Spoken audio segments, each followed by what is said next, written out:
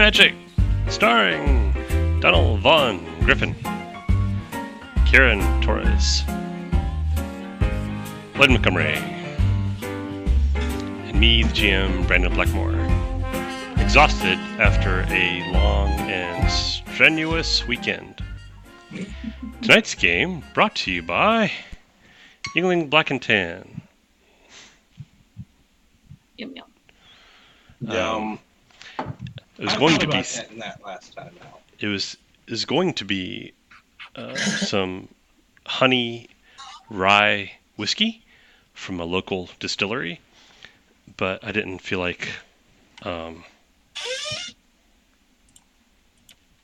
don't know. I just didn't feel like drinking straight rye whiskey for 3 hours. So yeah, you kind of want to mix her in for that. Yeah. Anyway, cheers. When last we left our brave adventurers, what was going on?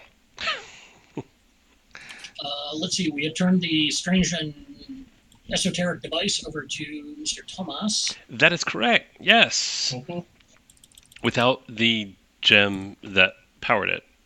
Correct. Although you can power it with car batteries. Apparently. Briefly. So, let's see. So, yeah, he was thrilled. He gave he gave Doxeldon a book written by Paracelsus, I believe. Yes. And he gave Johnny Diamond a big mask that has a demon bound in it that will protect whatever room you hang it in. So that'll be fun to see how that works. And let's see. Oh yeah, that's totally going in the main dining area. Great. Yeah. And and he told Carol that she could ask him for help at some point in the future because he did not have a suitable gift for her. So Yay, an IOU. he gave her an IOU. Yeah. And those are the things that Johnny really likes. IOUs. Yeah, Johnny thinks that Carol definitely got the good end on that deal. She got the best present of all. A favor from someone really, really high up in a really powerful organization. Fair enough. Let's see. What else is going on? He is suitably impressed. You've not gotten back in touch with Bernadette Blanchard or Yves Dupont, her right-hand man. So you're not sure where you stand with them. Carol has a half dozen tickets to the Gala de la Piste and the Circus Which of is Tomorrow. which is no longer going to be an assassin fest. Right. The Circus of Tomorrow, which is being held at the Hippodrome Telgruck-sur-Mer. So, anyway, that's going to start in like a day, like tomorrow's the opening day. So you went there and you found the death ray, which had been set up with a mechanical clock-type contrivance to fire it off when surrounded by hordes of people. So you've saved the lives of many, many, many, many, many people. And, perhaps more importantly, saved the circus. So, good for you. Okay, yeah, I'll buy that. Okay, so the elephants at this circus did better than the ones at the zoo during the Franco-Prussian Wars? We're just going to go Brandon, past at that. some point, I will probably get in touch with Eve and tell him to tell his boss that the device in question has been returned to the person who was looking for it. Okay. That's good news, yes? I think so, yeah. Mr. Thomas seemed to think it was excellent news. Shame about the battery, though.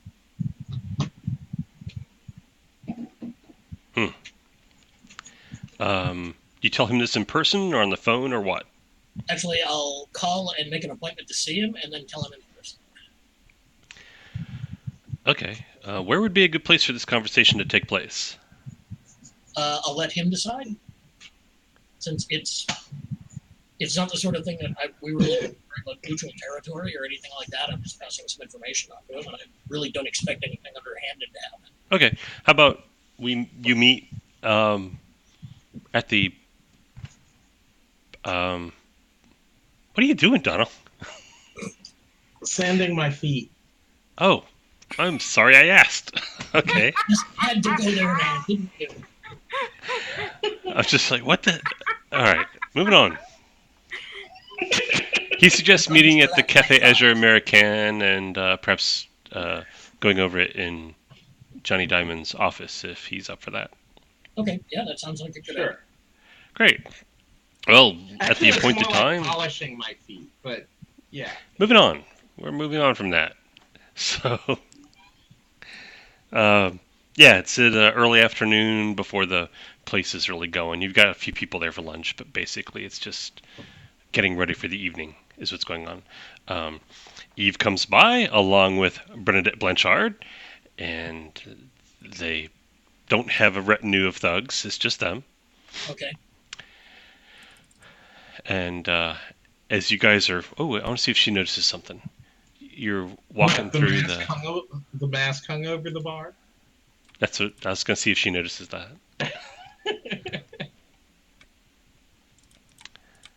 Roll, damn you. 2d6. Oh, she rolls really well.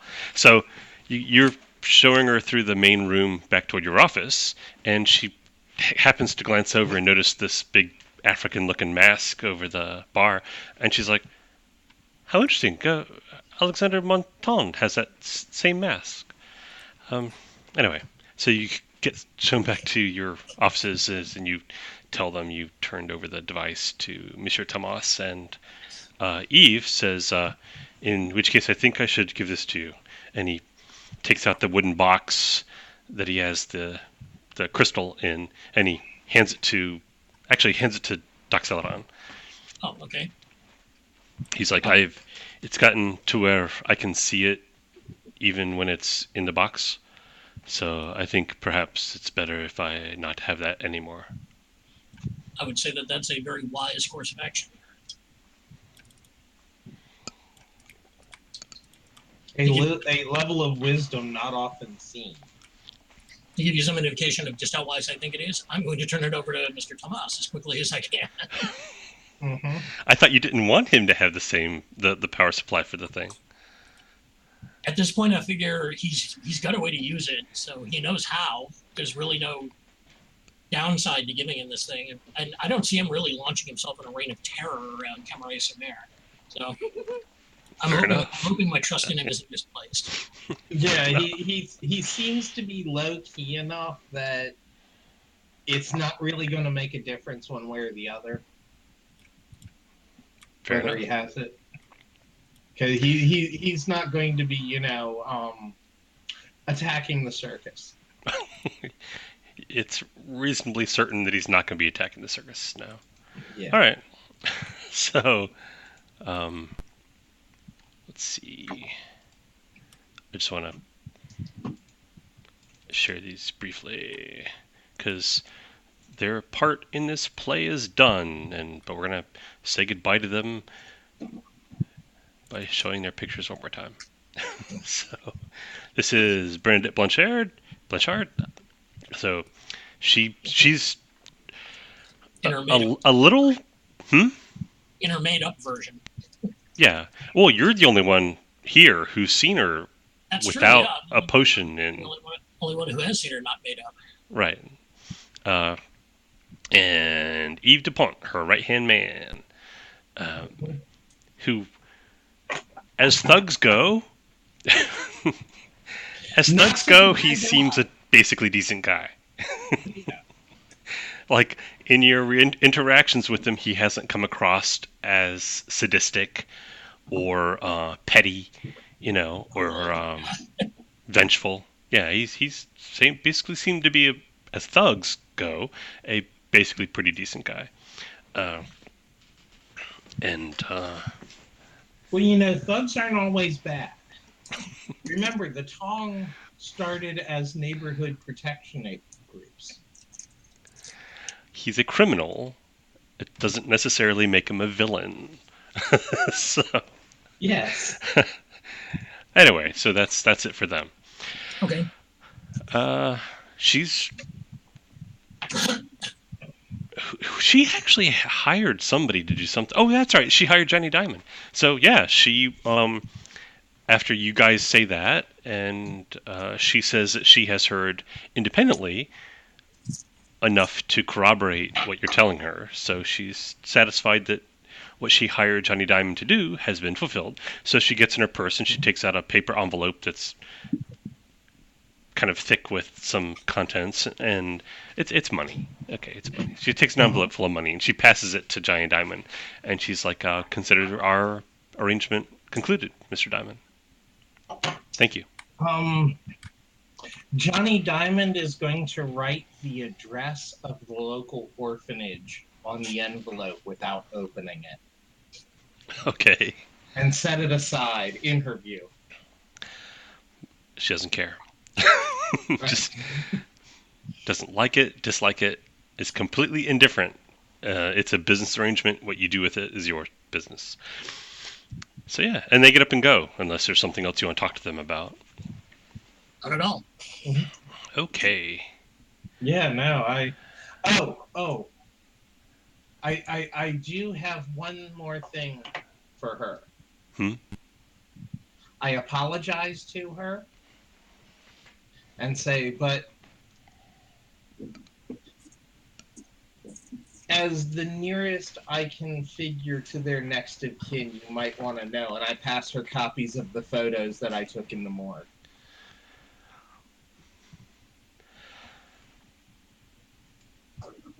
As the nearest thing I can figure to a next of kin, you ought to know. And I hand her the photos. Yeah, she reacts like in sort of like a like good God like expression, and puts the photo in her purse. I knew that guy. Wow. Yeah. Yeah. Thank you. I'm sure I'll be able to do something with that. Well, as I said, all of Camaret Sumer are my people. I feel they should be protected. Okay. Oh, and I'll see that the arrangement between the Pied Noir and the Parain is maintained to keep your establishment and this street neutral territory. I don't think we'll have a problem with that now that everything's been resolved. Excellent. Well, until our business crosses our paths again. Have a good day. And she leaves. Eve leaves. Okay. Question. Doc Celadon. Yeah. Or actually, why not Carol? Let's pull some Carol's backstory. Who does Carol know? Does she have, like... She grew up somewhere. I kind of know Johnny Diamond's backstory, and I kind of know Doc Celadon's backstory. But Carol, like her family, were they wealthy? Were they poor? Were they just ordinary? So she grew up local, so she already knew the area, and her parents were, lower middle class, and not well enough to get her the education she needed to get the job she could get into the career she has without, too much hardship, but not so well that it was. Yeah, she could have gotten a better career out of this. So she's done most of the work on her own. But yeah, her family's here in the area. So like shopkeepers, accountants, that kind of thing? Yeah. Okay. I'm thinking like, it's probably just her mother still alive because her father died from a heart attack or something, All right. Because, Okay. Carol gets A phone call. No, they wouldn't call. This is the day where people visit in person. Carol gets a visit at her home from a guy who looks like, hey, let's find a guy. This guy? No, that guy? Yeah, this guy. He's not wearing a tuxedo at the moment, but he looks like this guy. Oh wait, no, not this guy. Some other guy entirely.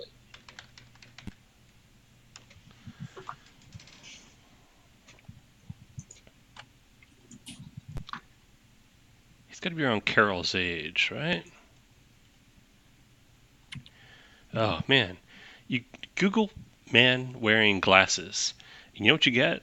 You get a bunch of hipsters with their hair like the dippity-doo hair. Yeah. And Somebody turned the volume back up. Oh man, I saw a dude with a man bun the other day, and all I could think of was the Internet Guide to Man Buns. oh, actually, this will work. This will work. It's a flow chart. Should I wear a man bun? Is your name Mifiro Shirumi? Yes, no. Yes, Toshiro go Mifune, for it. yeah. No, Okay. don't do it. This guy shows up at Carol's house. He like buzzes the buzzer, and this guy. Okay. And I should make a note of some names, because otherwise Yeah, you should, because otherwise it's going to come back and bite you on the ass 6 months from now. I try to write this stuff down, but I don't always. Let's see.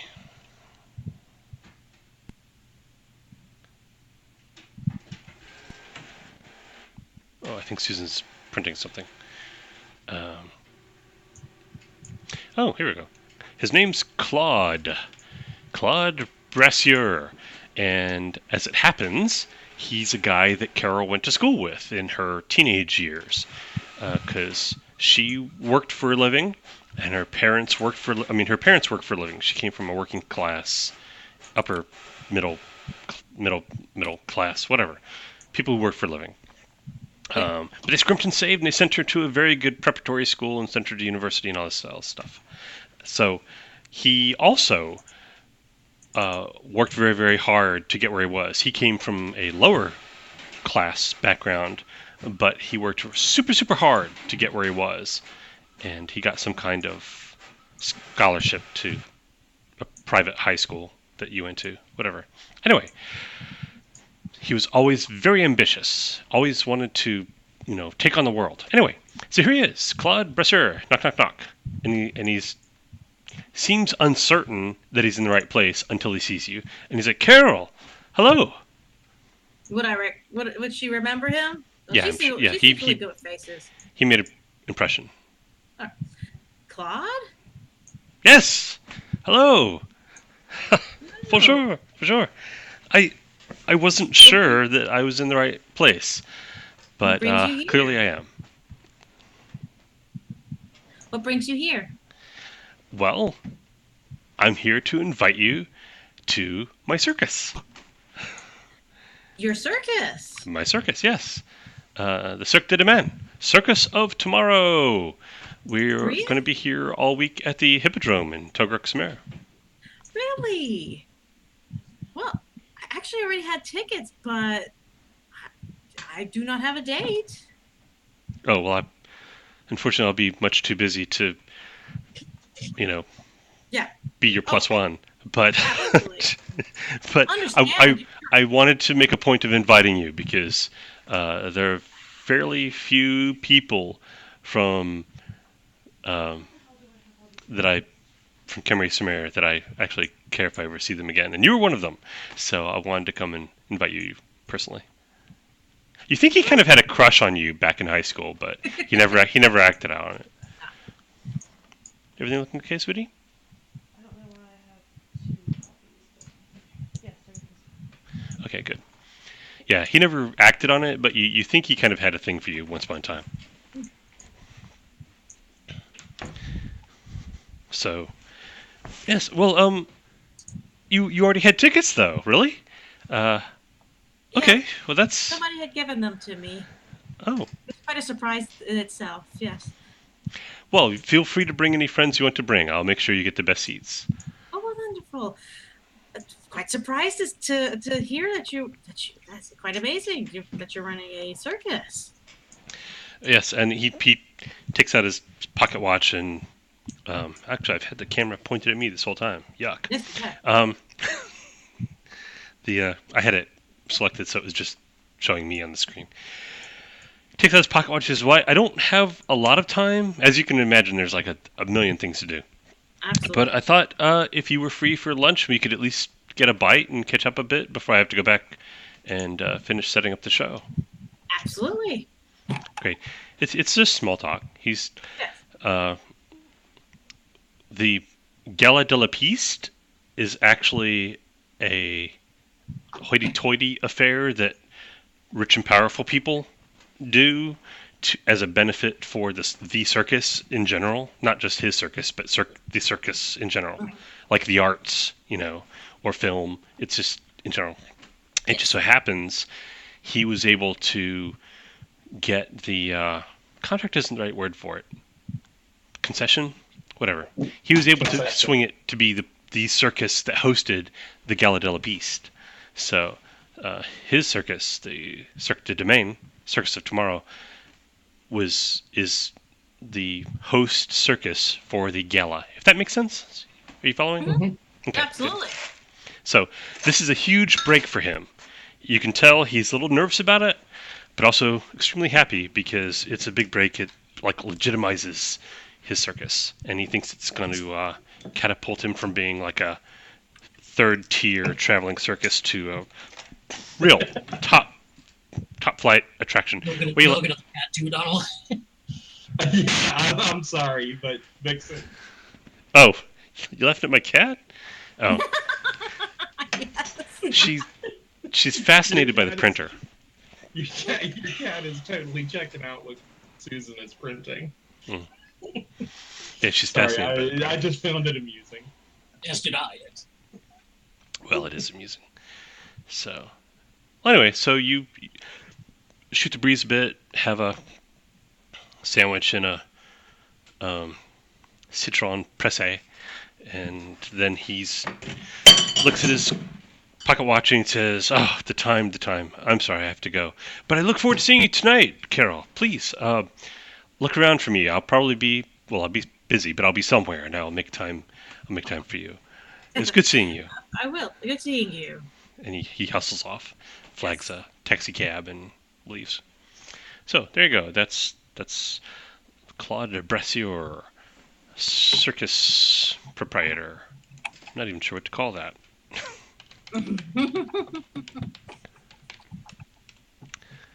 Circus owner? Usually the ringmaster. Well, is he the ringmaster or is No. he the? He owns circus it. owner? He doesn't actually do anything on stage.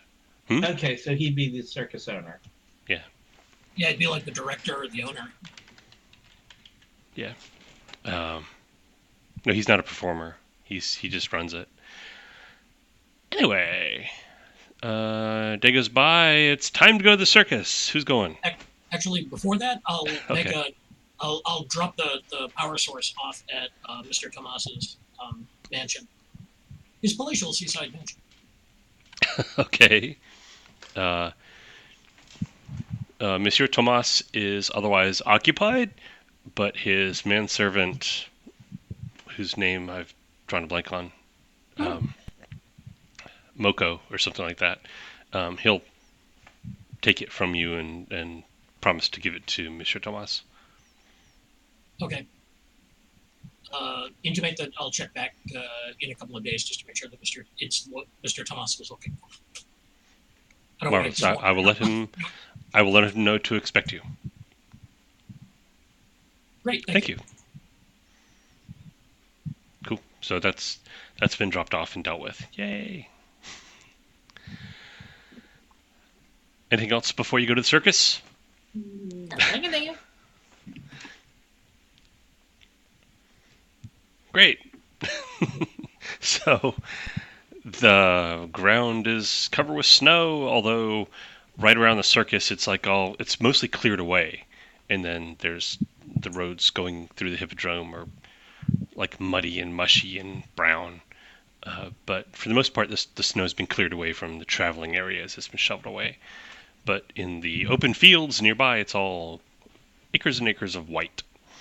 And the circus has kind of taken over the hippodrome. There's strings of colored lights, and there's huge tents, and you hear music, and there's a smell of animals, and there's elephants and lions, and so forth. Horses.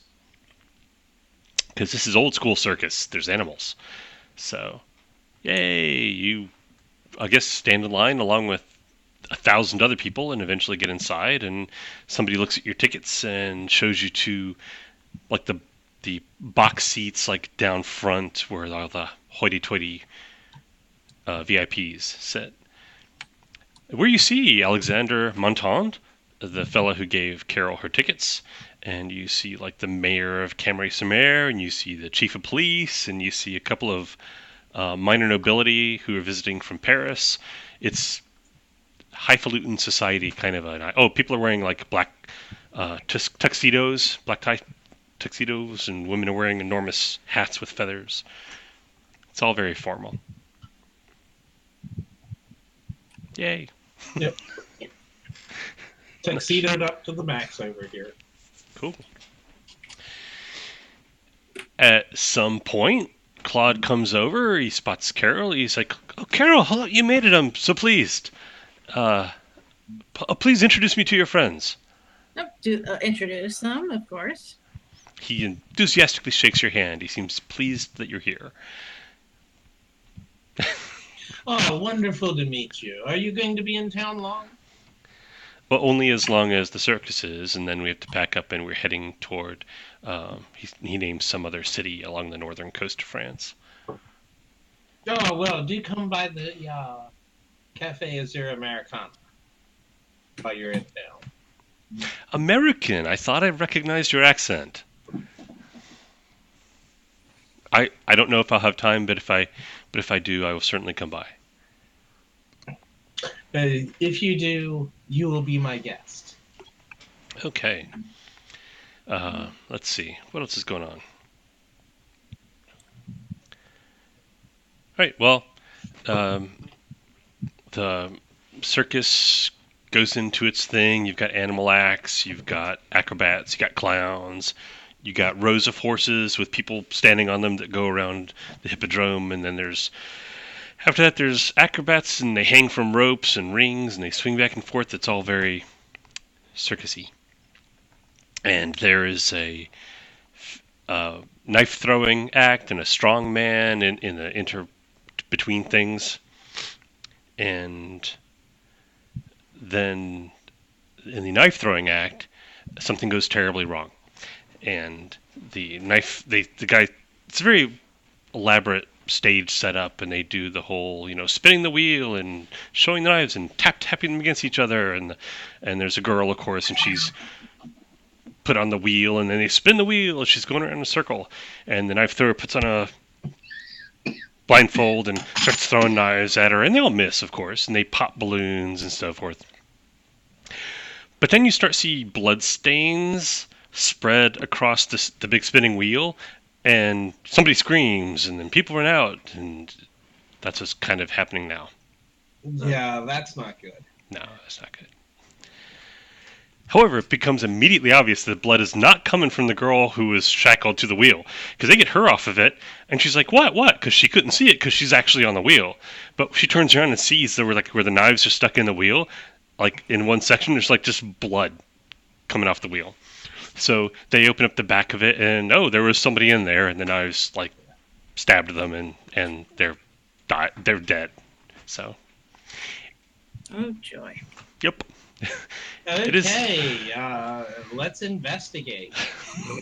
Johnny Diamond wants to get in there and figure out what went wrong. Who put that dude in there? Are they going to even let you? The police are there. As a matter of fact, there are tons of police there.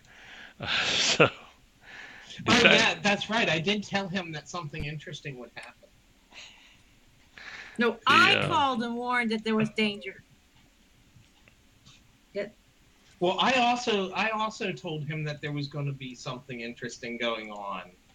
Yeah. When I gave him the bribe of bringing him the spies.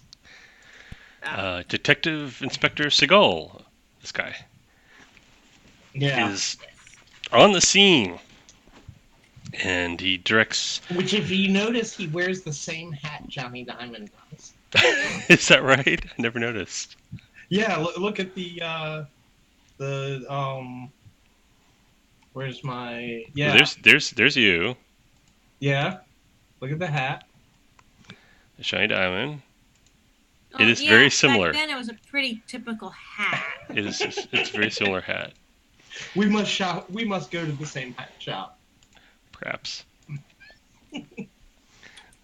I never noticed that until just now. While this is happening, what's happening is There's a lot of happening. chaos happening right now. Okay. What are you doing? I'll lean forward and ask Johnny Diamond, are you at all interested in pursuing this? Is that what you're talking about? Aren't you? Well, people die every day. But if you're interested, I can certainly help facilitate things a little bit. That would be yes. All right. Oh, the ringmaster. You asked about the ringmaster. This is the ringmaster. Of course it is. Okay. A proper. Yeah. Yep.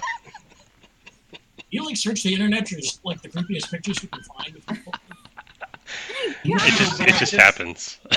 It just Jack happens. Nicholson as the ringmaster. Oh, there's a strong man, and Looks very- this is the One of the headlining female acrobat, and this is the headlining male acrobat. So, it is in fact the headlining male acrobat who is in the back of the wheel and is currently dead. So, I don't think he belongs back there. no. well, the funny thing is, No, you just saw him performing like 45 minutes previous. So he was alive and performing 45 minutes ago. But All will right. not be in 45 minutes from now. No, not so much. Brandon, while I'm sitting there, I'll cast a spell. What are you gonna do? Get out like a handkerchief and a pocket knife and a small empty bottle, and essentially I'm gonna like prick my finger, put some blood on the handkerchief, and then using the law of similarity, get a blood sample from the dead guy up there and put it in the bottle I've got.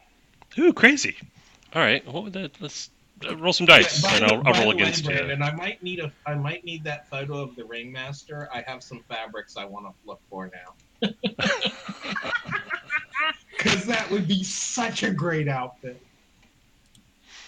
Roll Honestly, your I want to go vote in that outfit. vote. Let's see. I think this would be a. Well, Retrieving maybe something, next year. I'm not going to have it done by now. Oh yeah, no, not this year. Um, Couldn't pull it off this year anyway, but okay, from where you're sitting, because you have great seats, you're actually Yes. in short range, so there's no penalty for range, and you Alright. get a bonus for the law of similarity thing, and then thaumaturgy roll. Your reason plus power, and I am rolling against you. Let's see what I roll. Ooh, I roll crap. So, 26. I rolled really well. how much blood do you want? Like half an ounce, just enough that I can actually use it for spell casting. Okay. Well, the inside of the bottle like shimmers a little bit, and then blood goes and like fills up to however much you want, and then stops. Ta-da! Oh. And people see it was the male lead acrobat, and they're like, "Oh, gasp! No! What? Ah!" So, that kind And of then make sure I cover my ass so that the police forensics people don't track me down as a potential suspect. thing. Andre Antoine, the acrobat. I want something. and the female acrobat, Jean Aubert, female acrobat. She's like, oh, and she faints. I mean, I The think bottom. there's vodka and some ginger beer. I'll open another bottle. Vodka and ginger beer is a pretty traditional thing. We don't have any ginger beer. Oh, really? I've got like No. 2-3 cans of it. Oh yeah, but we have one. I don't drink it because I normally drink diet ginger ale instead. Yeah, but one ginger beer is good enough for a couple of Moscow mules. We have no mint. Yes, I have mint plants growing on my We back have deck lime. for that reason. Mint's a pretty hardy plant, as I recall. It's invasive. It'll take over if you let it. It's Yes, why I'm- always grow your mint in pots unless you don't care. yeah, mine are in rectangular planters Yes, that. because I don't want them taking over my yard. It smells really nice when you mow the lawn. I imagine. I mean, it smells nice when you just water them. It kicks up enough aroma that smells like chewing gum.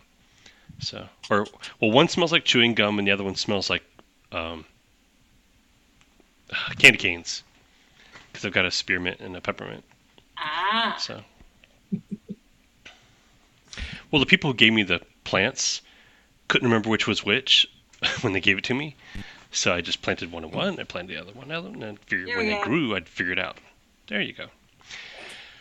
Okay, so let's see what's going on. Detective Inspector Seagull is directing police to cordon off the area, and they're gonna call an ambulance to bring or put the guy's body. He's clearly dead. Thank you, honey. And none of you have any medical training, right? No. Unfortunately not. Well, you overhear Detective Inspector Seagull say, well, judging by the amount of blood, he was still alive when he was placed into this, what do you call this? And the knife thrower calls it the Wheel of Doom. Right, when he was placed into the Wheel of Doom, he was clearly still alive because the knives are what killed him, judging by the amount of blood. However, he doesn't seem to have been tied up or restrained. I don't see any defensive wounds on his hands or arms or face. So why would he be in here? It is a mystery. And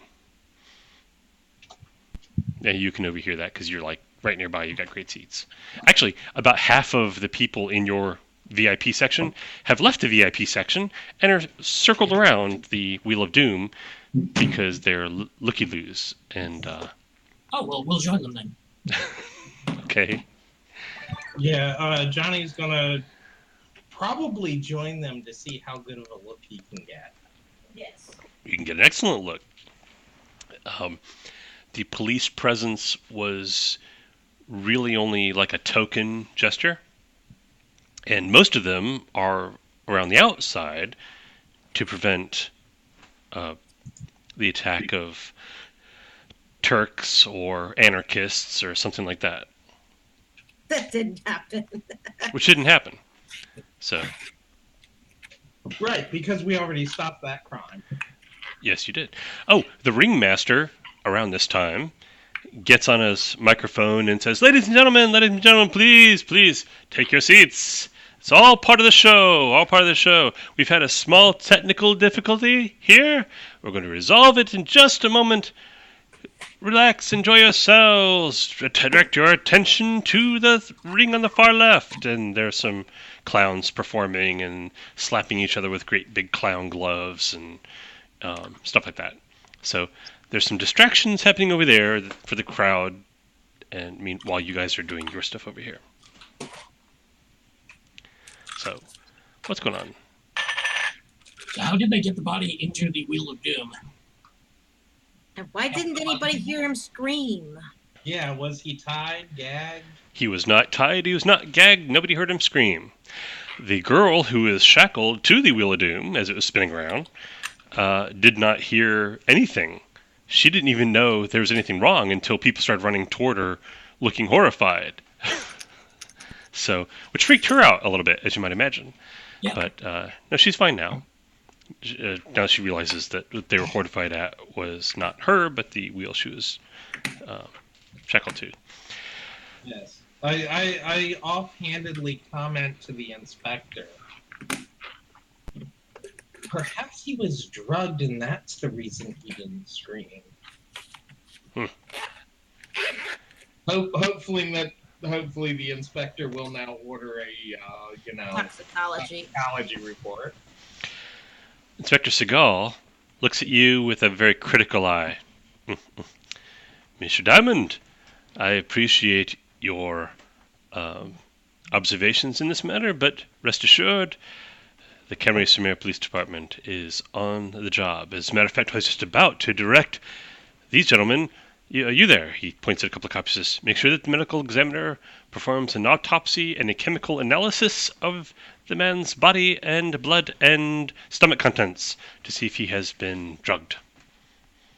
The high grade of police work that I expect from you, Inspector.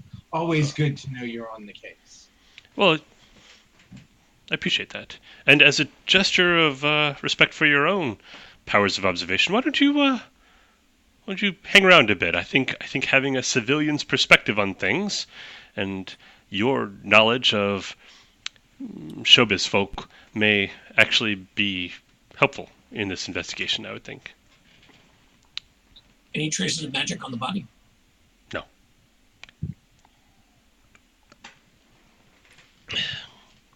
And quietly he says to you, he's like, good catch with the whole drug thing. That was good. I was wondering how they got him in there myself. Drugs. I'm sure I would have thought of it. So, and he probably would have. Yes, Johnny responds, I'm equally as certain. I was just commenting on it because of course you would know, but we must instruct your men. Of course. Alexander Monton comes down. He's the guy who gave Carol the tickets. Let's find this guy. Where is he?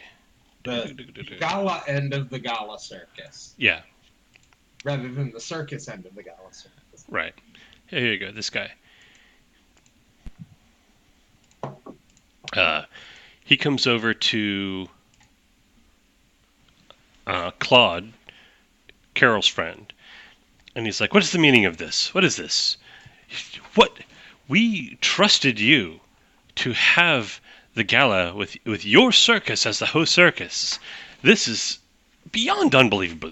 I cannot express to you how disappointed I am at this. I can assure you this. You will never host the gala again. Never. He's very, very peeved. Not so fast, my good man. We haven't even begun to find out what happened here yet. It's not like he would choose to have someone killed during the performance. Far from it. Claude, who is distraught, he's like, no, he's right. All of this is my responsibility. Everything here is my responsibility. Whatever has happened here, it comes to me.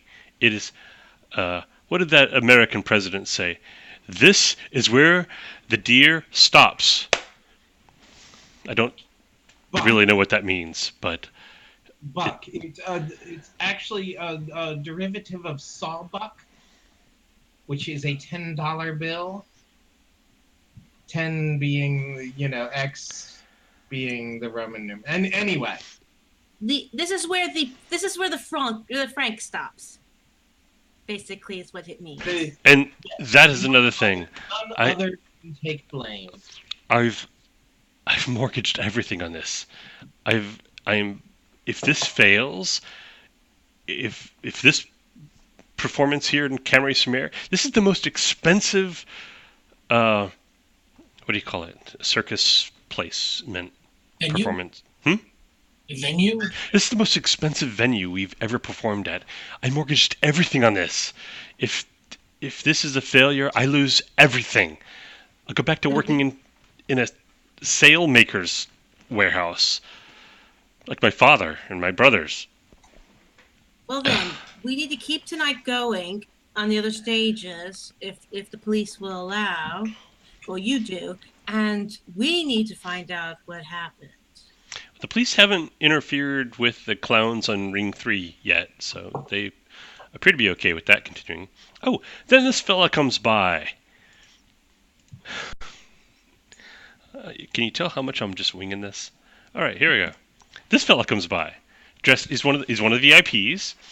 He has an American accent, like a profoundly American accent. Not Louisiana American, like Arlene, and not Quebecois accent, like Johnny, but more like New York American, like you'd see in a movie. Because you get American movies, right? Right. And see. Let's pick a good name for this guy. Johnny's going to speak to him in the straightforward Middle Eastern seaboard. They call it the Tidewater accent. All right.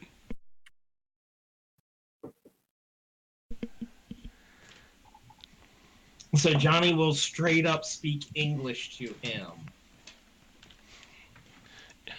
All Only right. if he does not want to be comprehended by the people who do not speak, but hey.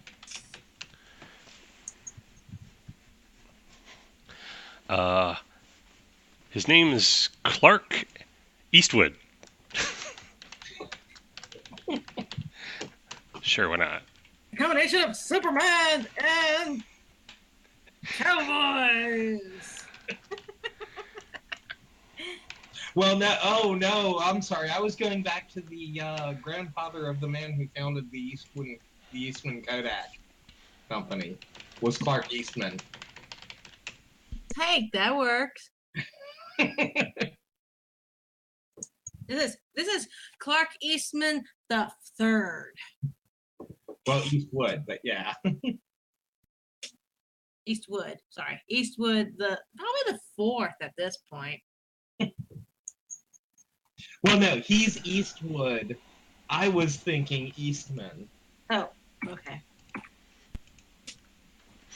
He introduces himself as Clark Eastwood. Actually, he doesn't introduce himself. He comes and says he consoles Claude. That's what he does. That sounds good. Mm-hmm. And Claude introduces him as Clark Eastwood, and at which point he's turns to you guys and says, Clark Eastwood, Merlin Amusements International, soon. And he winks at Claude.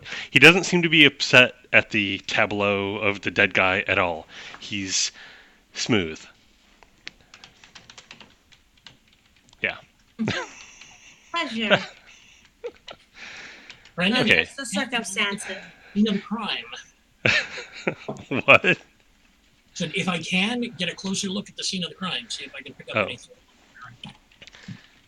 Actually, Considering they're letting Johnny Dollar in the area. Honey, is your door closed? It is. Merlin Amusements. What am I gonna call it now? Let's see. Something better than that.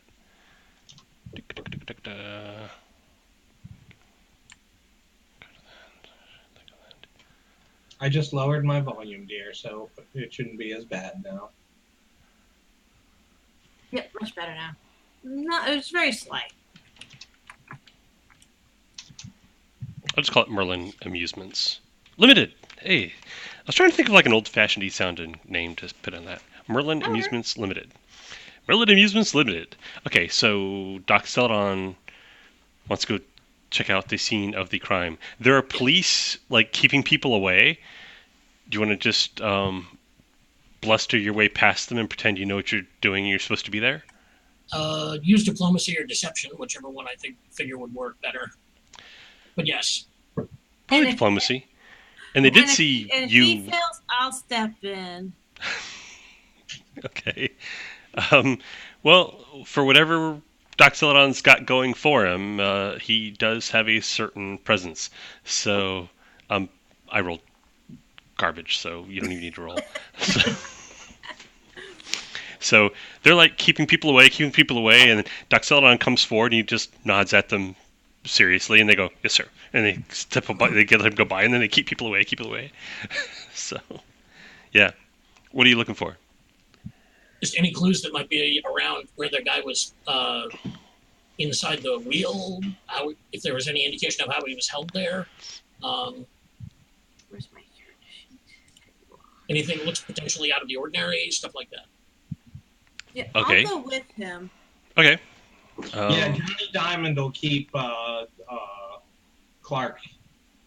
Yeah. I'm going to give him my platitude.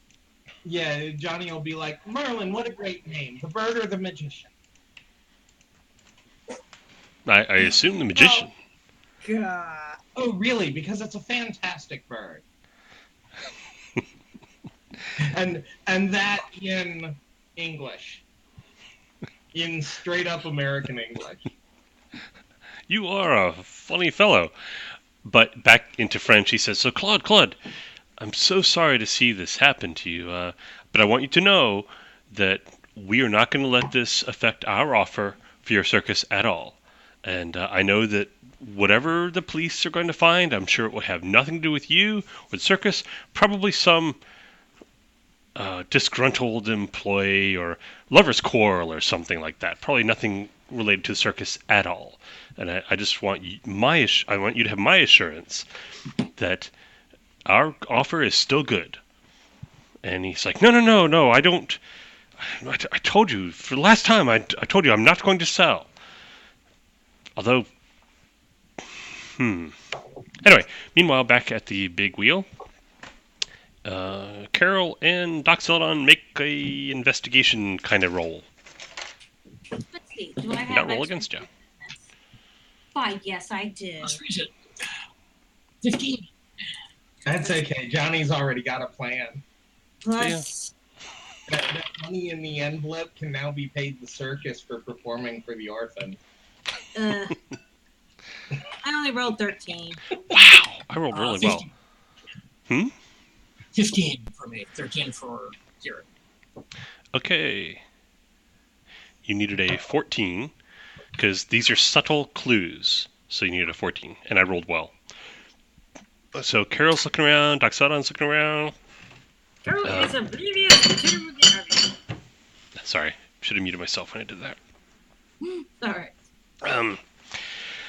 But Doc Celadon's already got blood on the brain, so he's looking for things. So it looks to you from the inside of this wheel that it's basically just a big wooden disc that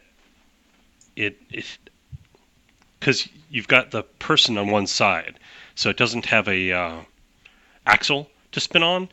It's actually the big wheel, and it's spun on like let's say 4, like smaller wheels on the bottom, and it like rolls on those. Okay. Right? Okay. And it's hollow.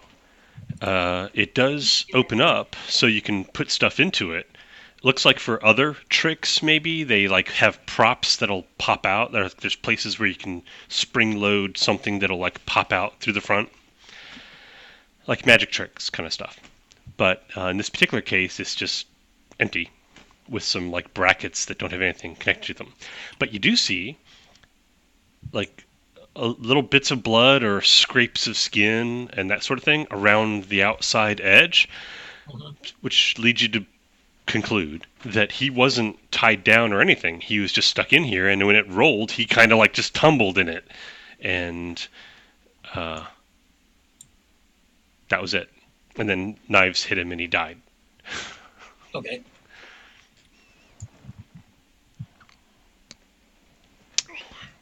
So there are like bruises and abrasions on the guy from being tumbled in the big wooden wheel, but no, he wasn't tied down or anything like that.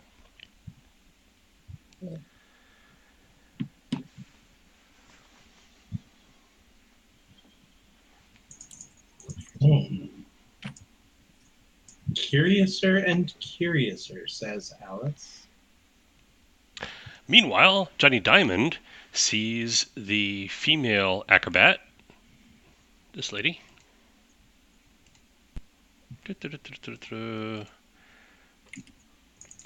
She is crying and in the arms of this fella. Mhm. So, and the way he's comforting her seems more than a little friendly.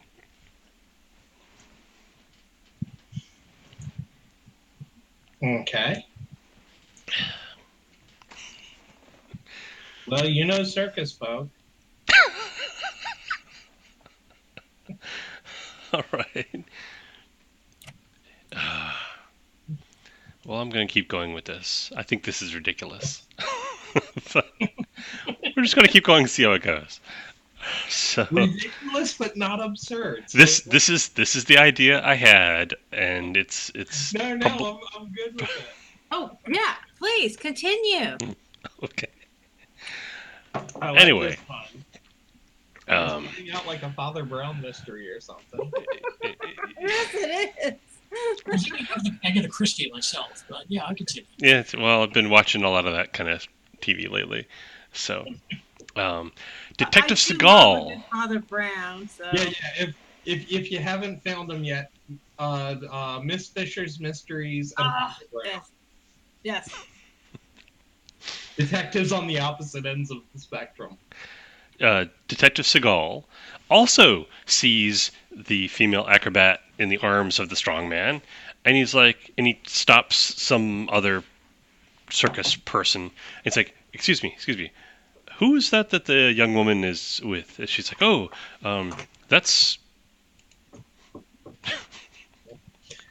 And Johnny will name off who the strongman who was performing earlier. Frederick I can't pronounce that.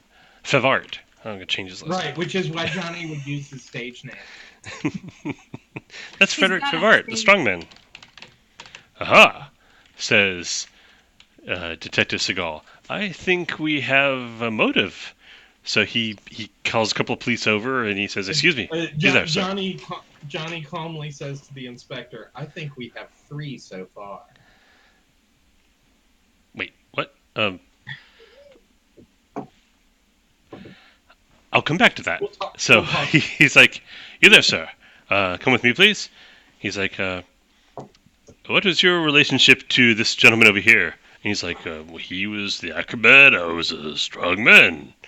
And he's like, but I see you are in the embrace of Miss Aubert, the acrobat that was with this gentleman, Monsieur Antoine." He's like, "Yeah, we were just friends." He's like, "Oh, I think you're more than friends. I think you're jealous. And is that why you killed him?" He's like, No, I did not kill him. He was an asshole, but I didn't kill him. I'm glad he's dead, though." So it kind of goes on like that. This is terrible.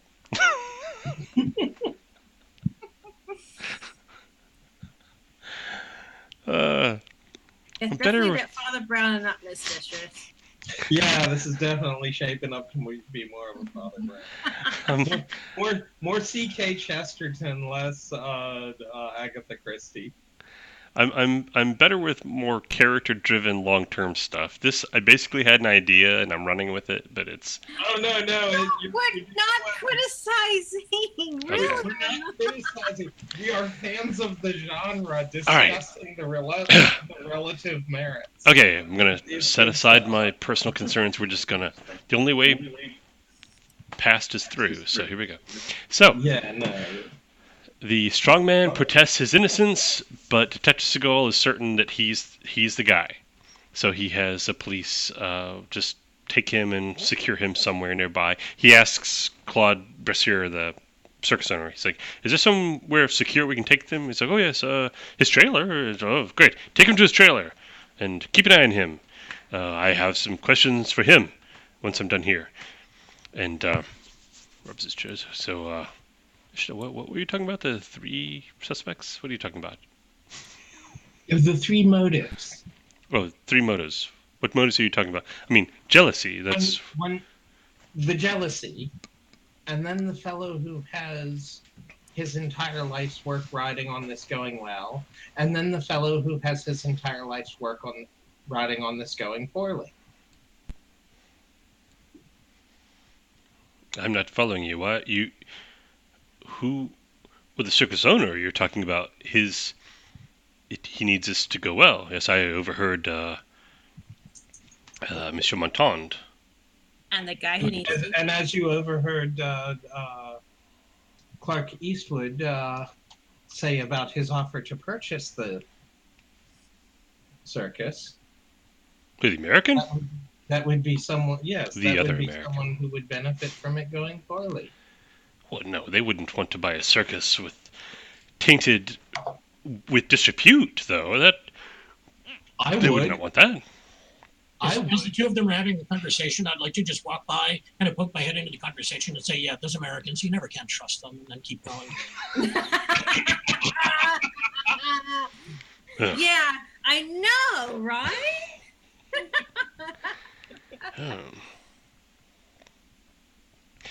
Okay, so putting aside the American, which perhaps I should.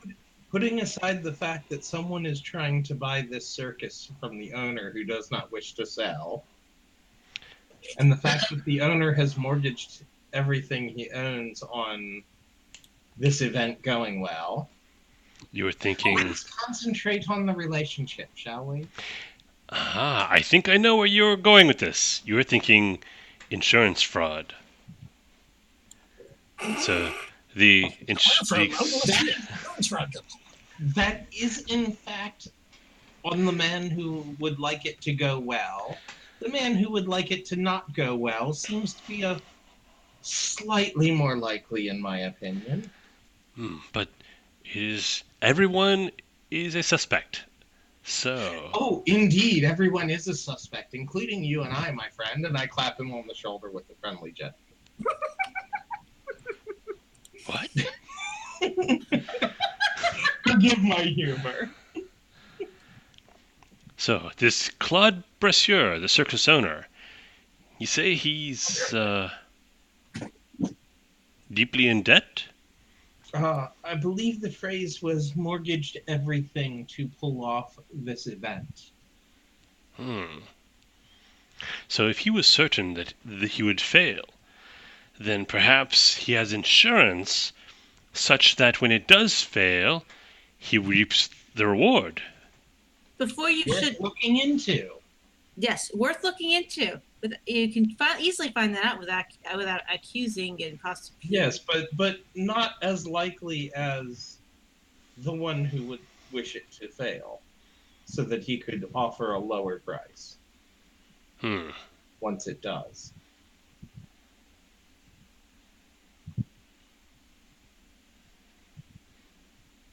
You have great instincts, Inspector. Has anyone ever told you that?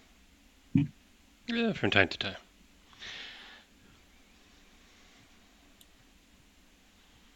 So the question is, how do we determine who actually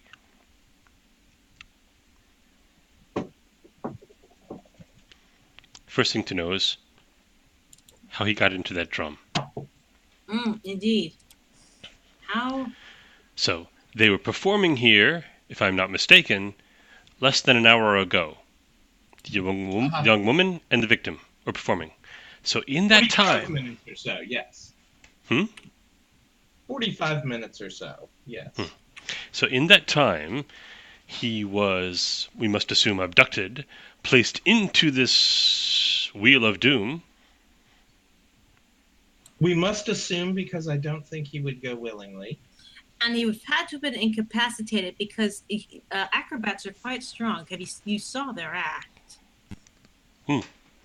Indeed, Oh yeah, most muscular specimen. the guy was like holding onto a bar like this and like holding his body horizontal, like crazy stuff like that. Yeah, Johnny actually says a most robust specimen, you must admit. Yeah, both him and the female acrobat, they're like crazy strong. I mean, they're not like big like the bodybuilder, but there's like not an ounce of fat, and like can like hold on with one hand and like put out his other arm and just like be like that. And she could like bend her feet over her head and pull a bow and arrow and shoot an arrow with her feet, like crazy stuff. So very they're both very strong and very bendy. So likely did not go. Likely was not in his own state of mind when he was put in there.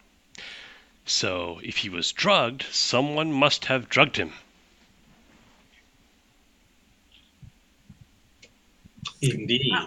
Probably should start talking to the people behind stage to find out who saw whom where. Actually, I was going to suggest that we go interview some of the other circus people and find out what the dynamic was with that lot. Okay, well, Yeah, I was gonna say at this point Johnny would go, "Oh, Doc, do you have a?" Yes, Doc would be an excellent person to interrogate them, seeing as he is not a police officer and they probably won't talk very well to them. well, right around this point, the hoi polloi of Khmer Sumer are beginning to surround and demand answers from Detective Seagal. So Excellent. he's So kind we of shall getting carried away on a tide of politics over there. Oh, good. We won't have So- to deal with him anymore. Well, not for a little while anyway. He's placating. No, monsieur, I assure you, we have our best men investigating. And so on and so forth. So, meanwhile, what are you guys doing? Unbeknownst to him, he actually does. Oh, he knows you're on the case, honey. Yeah, he knows. And by this point, the police and the circus people, the roustabouts, they have moved the Wheel of Doom off to the side, and there are two policemen guarding it to make sure nobody messes with it because they may want to investigate it later. But it's kind of big, and they don't really have a way to take it to the police department. So they don't usually take evidence quite that large and store it. So that's out of the way. Detective Seagal is over there talking to the hoi polloi. The circus in the rings is going on. Elephants are out now, and there's like a lion tamer doing stuff. So the circus is moving on, and you guys are going behind the scenes to talk to the The call them strongman, roustabouts. the acrobat, the everybody. The knife thrower's assistant, anybody who was in the area. Okay, what kind of questions are you asking? What kind of relationship was going on between the strongman and the acrobats? Oh, well, Frederick, the strongman, the knife thrower would tell you this, and you pick up. It's the '60s, so it's being open about this is not too cool. Right. But you kind of pick up a vibe from the knife thrower that he's not interested in the female acrobat or his female assistant or anything like that. You just kind of get that vibe from him. But when he talks about Frederick and Andre, he's like, oh, well, Frederick was clearly interested in Jeanne. But Jeanne, their stage names are different, but she's actually married to Andre. They've been married for several years, long before they joined the circus. But her husband, Andre, he's possessive. So, and a bit of a philanderer. So, in fact, my assistant, I think she and Andre have been together more than a few times. And Andre's the dead man, just making sure. Andre's a dead man, yeah. Okay. Andre Antoine's a dead acrobat. So, Andre, dead guy. Philanderer, not terribly nice. He and I never really had a problem, but he was not well liked. He was not a well liked man.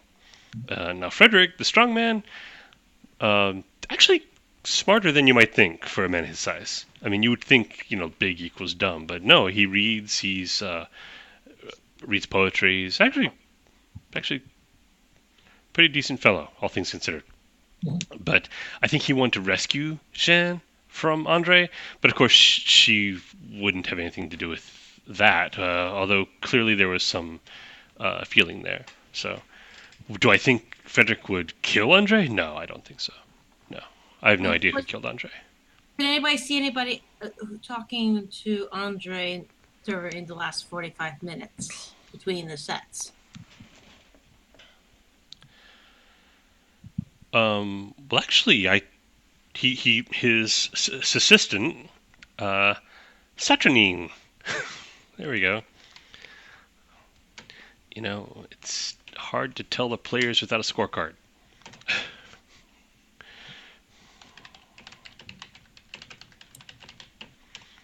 Saturnine. He sounds like a good time. Saturnine Fabre, the knife thrower's assistant.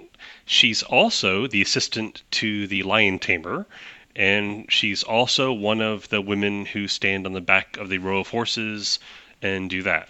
So she does all this stuff. A multi-talented individual. Well, yeah, she works hard. Weren't you talking to Andre? I thought I saw you two together. And she's like, no. Well, I mean, I said hello. We passed when I was, on my way to go get into costume after the horse display thing, whatever the technical term for that is. Oh God, I used to know the name. I used to know it. It's a Hungarian phrase. I'm sure it is. So the row of horses. After the row of horses performance, she had to go change costume for the knife throwing, and she passed Andre and then said hello. He was actually looking. He was looking for that American, Eastwood. But that's really all I know. Andre was looking for Eastwood. Well, that's what he said. He said, have you seen that American around? And I was like, oh, yeah, I think he was over talking to Claude. And and then I went to go change clothes, she says. So you don't know if he was looking for or looking to stay away from? Why? I don't know. I mean, I assumed he was looking for... He asked where he was. He didn't tell me why. I have known many people to ask where someone was so that they might stay away. She shrugs. I don't know.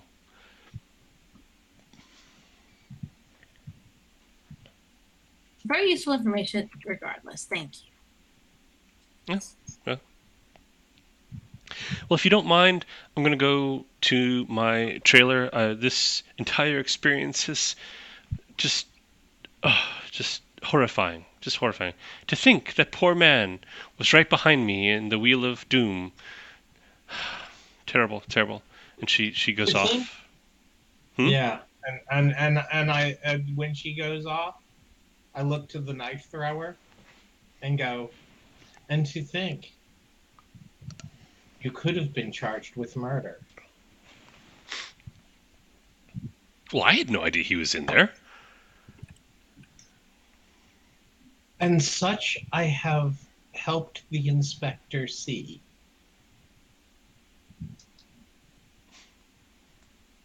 You don't think that they would think that I,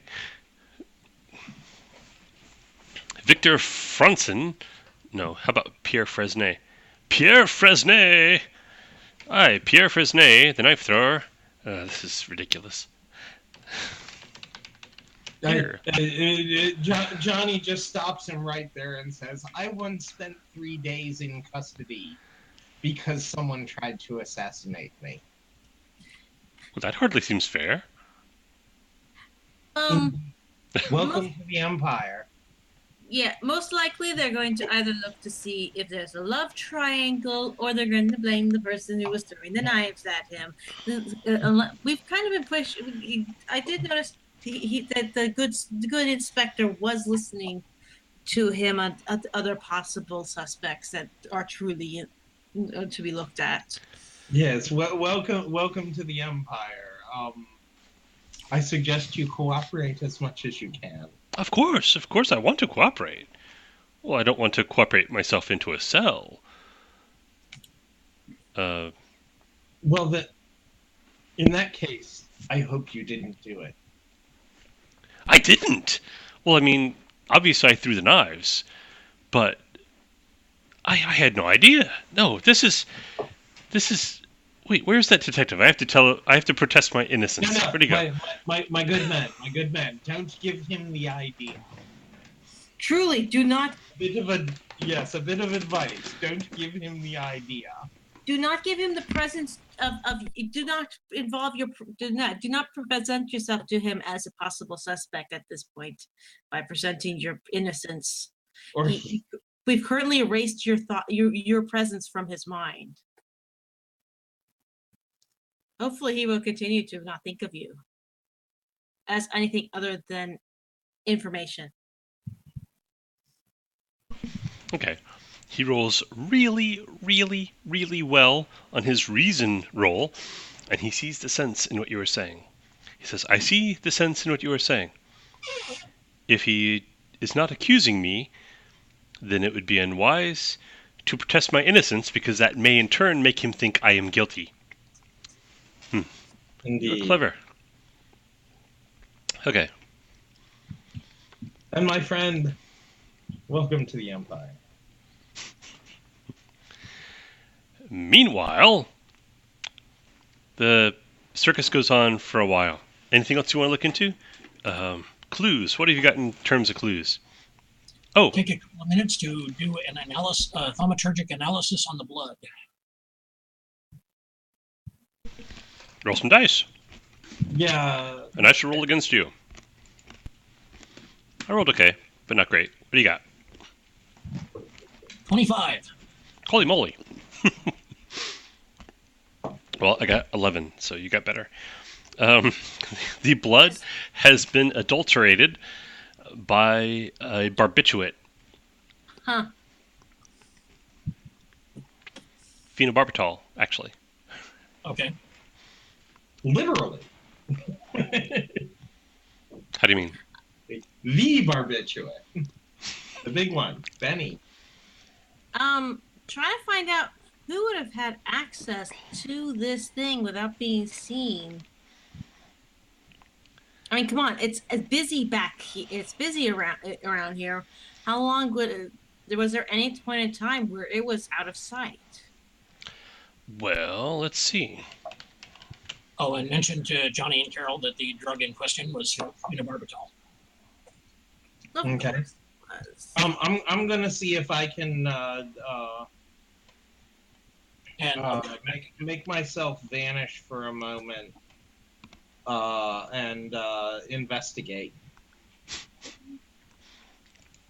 Okay, one thing that, well, we've lost Lloyd for a moment. So what specifically are you trying to investigate? I'm going to go ahead. Well, one of the things I want to know is about this offer. Good, that's a good thing to find out about. Yeah. Who do you I ask? thought so. Oh, I was just gonna see if the inspector would let me break into somebody's trailer. Oh, so you're going full on Fisher while I go full. Yeah. I'm just gonna break into somebody's trailer, telling me, Oh, letting the inspector know what I find. I'll just go annoy people and ask them really nicely if what they see. Yeah. Let's team up like that. Okay. So, did you say you're going to ask permission to break in the trailers, or you're just going to go to the trailers? Forgiveness is forgiveness. I You ask them permission. You know what? I'm gonna be nice this time. I'm going to mention to the inspector on my way out of the big tent that I think I ought to take a look in the circus owner's trailer. Can you spare a man? And he's currently talking to this guy about something, and he's telling this other guy that go find out what's taking so long on the medical analysis of the blood. We have to have an answer on this. Oh, wait, I'm sorry. What do you want, Johnny? Monsieur Diamond? Just someone to help me into look at a few documents. I think I might be able to clear up those. Sure, fine. Jean-Claude, go with Mr. Diamond and help him do whatever he's doing. So, and Yeah. yes, just go talk to right there. We have to have this. So And as I walk off, by the way, I suspect phenobarbital. yes, we know. It's probably a barbiturate. It's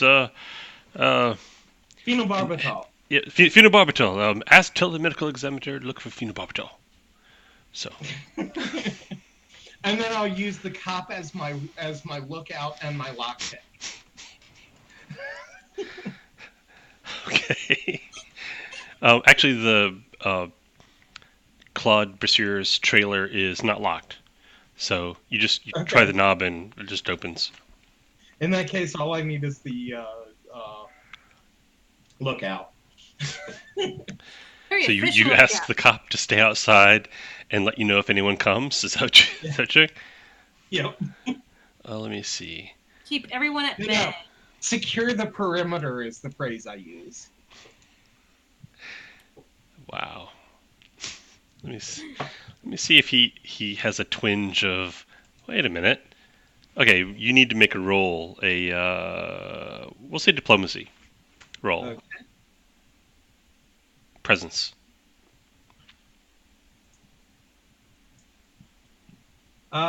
14. He's like gives him pause for a minute and he's like, okay, well, tell you what, I'll make sure no one bothers you. And he goes outside. He starts patrolling back and forth. He looks between the trailers, make sure nobody's looks underneath, make sure nobody's hiding there. Nope, area secure, sir. So Okay. you start searching Claude Bressier's trailer. So what are you doing, Carol? I'm going to be asking around also to see who, if there was a point in time when no one was in sight of the device in question. Well, the people to ask that would be I'm going to call them roustabouts. I'm not sure if roustabout or roadie. It's not the French term, but it's close enough. So you go track down the roustabouts. And here they are. They are very, very busy because the circus is still going on. So they're moving stuff around. They're wheeling cages with tigers in them around. They're wheeling wheelbarrows full of clown supplies for the clowns. They're all very, very busy. But Is there you find any a way couple. I can help so that I'm moving in pace with someone? Sure. All right, That way so they can you're asking talk. questions about the wheel of. It's like no. We don't touch that. No, only the knife thrower and his assistant touch that. I But mean, did anybody? But is it kept alone and unoccupied prior to the show, or were the people around it? the bald guy in the middle there. He's like, well, okay, well look right here. You see this area here? This is where we stage the stuff. Anything here is about ready to go out. So we'll move it to here, but then the knife thrower looks it over, makes sure everything's right, because if anything's wrong, he's going to put a knife through his assistant. So he's very particular about that. And then he goes out, and then she wheels it out to where they do the performance. Once it's here in the staging area, we don't touch it. So did anybody come by after we dropped it off? I don't know. I couldn't tell you because we're busy. And that's really all I can say. You can ask the guys around, see if anybody else saw anything, but I tell you what, we are just so busy, I doubt it. But you never know. So Go ahead and basically, ask. a dead person could haul a dead body into something and you wouldn't notice. I understand. It gets that busy around. It gets that busy when you just don't notice anything. Got it. Trust me. Been there. Anyways, thank you so much. What are you trying to say? You think we had something to do with this? Oh, no. Absolutely not, sir. I'm saying it is so easy to be unobservant of things when you're extremely busy. As someone who works Extremely busy. who works in a really extremely busy situation as well. Sir. Hey, Henri, Serge, this lady, I think she's accusing us of something. She's saying we had something to do with putting that guy in the Wheel of Doom. With putting Andre, you call him Andre because everybody knows each other by the first names. He said, I am accusing you of being hardworking fellow, sir. damn straight. Yes. Yeah, Serge and Henri come over. You are too busy to have done anything. In fact, we will make sure that that is noted. I want to get this across because I think this is kind of a fun thing to have happen. Yeah. Because your first instinct would be, oh, this burly, bald guy is calling over two other, working class, calloused hands guys and are saying that you're accusing them of something. So I think it would be reasonable for Carol to have a twinge of fear at this point. Mm-hmm. But when they get there, they take their hats off and like, ma'am, we swear we had nothing to do with it. They're just all pleading with you to believe them that they had nothing to do with it. They didn't see anybody around the thing. They are genuinely just very, very busy. Oh, I'm like, no. That's what I'm trying to say. You guys are so hardworking. How could you have seen anything? That's what I was trying to say, sir. And I do apologize if you took offense. Okay, well, if there's anything you need, ma'am, you just let us know. Of course. Thank you very much. When something like this happens, it hurts all of us. The circus is a family. Absolutely. And when this thing happens, as someone who has worked on the other side of having to fix these things, they usually try to blame the lowest rung people. So I'm trying, I am not doing that. Please do not see that from me. Well, thank you, ma'am. We appreciate that. From their accents, you can tell that Serge and Henri, they are not locals. They're not French. You're thinking they're probably not even Imperial. Like they sound Eastern European, possibly even Russian. So. And so they get even more of that from the foreigners. Let's accuse them. So I'm saying no. I know when you're the lowest on the rung, they accuse you all the damn time. No, she knows that very full well. Well, you make your case, and they seem to believe you, and they are relieved a bit. If there's anything we can do, you please just let us know, ma'am. Absolutely, thank you, sir. Okay, all right. What are you doing with that? No, God, no, that is not where that goes. And they go off, and they go off. Yes, they get back to work, please. Yes. Trapeze. All right, so it could have been alone any time during that. It was alone for a good portion of that 45 minutes. With only two people able to see it.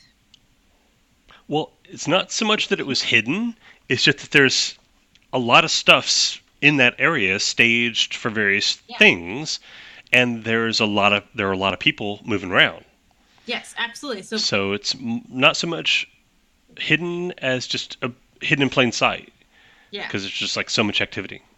Meanwhile, back with Doxyladon doing your scientific analysis, you found out it's phenobarbital in the blood. Yep. More than enough to knock somebody out. Didn't kill him, but did definitely knock him out. Okay. Mm-hmm. Or would knock him out. Would knock someone out. Anything else you're doing?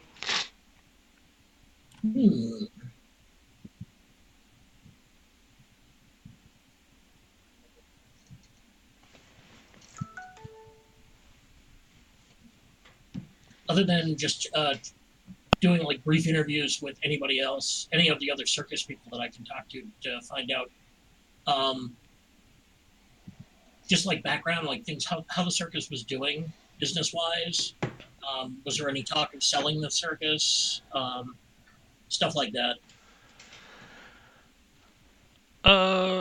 Just a general hubbub is that, well, the circus is always operating right on the edge, but they don't think that Claude would ever sell it. It was his dream. He'd been working and saving for this since he was a kid.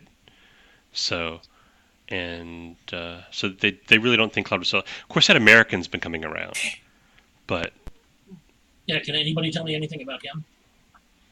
He's apparently some president or vice president of some American amusement park company who wants to expand into the empire, but the empire has very strict rules on how much foreign culture can be imported. So they can't bring American amusement parks here.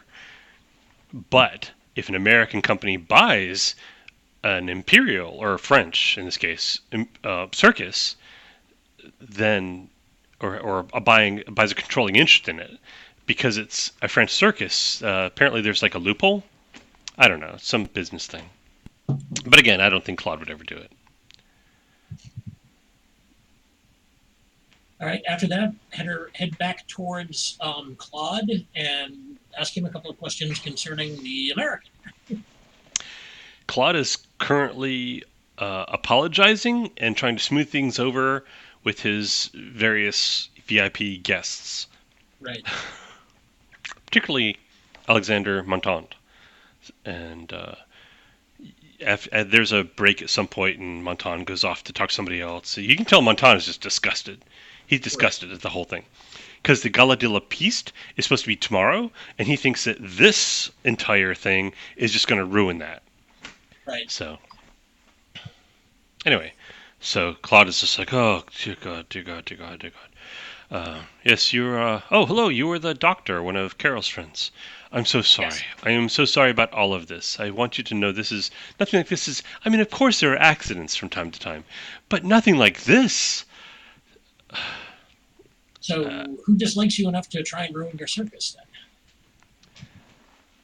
Why would anyone do that? That's why I'm asking. That's what I'm asking you. I figured you'd know more than I would. No one. Why would it? No one would do. I can't imagine anyone trying to. You think that's what this is about? Trying to ruin the circus? Yeah, tell me about the American. He's trying to buy it? Oh, he means well. There's an American company. They want to expand into the empire, and there's the Commission for Imperial Arts has quotas for things, and they can't bring in their own people. But if they buy a French circus, then they get around a whole host of obstacles for them. So he's been very kind, and he's made a generous offer, but I'm not going to take it. So, and he'd have nothing to gain from ruining the circus. He wants to buy it, not ruin it. Right. Besides that, if this were an Agatha Christie story, he would immediately, since he's the prime suspect, he would immediately not be the person who did it. If you say so. I think that goes for all of the authors. Pretty much. Yeah, I at this mean, point, if it were an Agatha Christie story, I'd be suspecting the inspector myself being the guy who did it.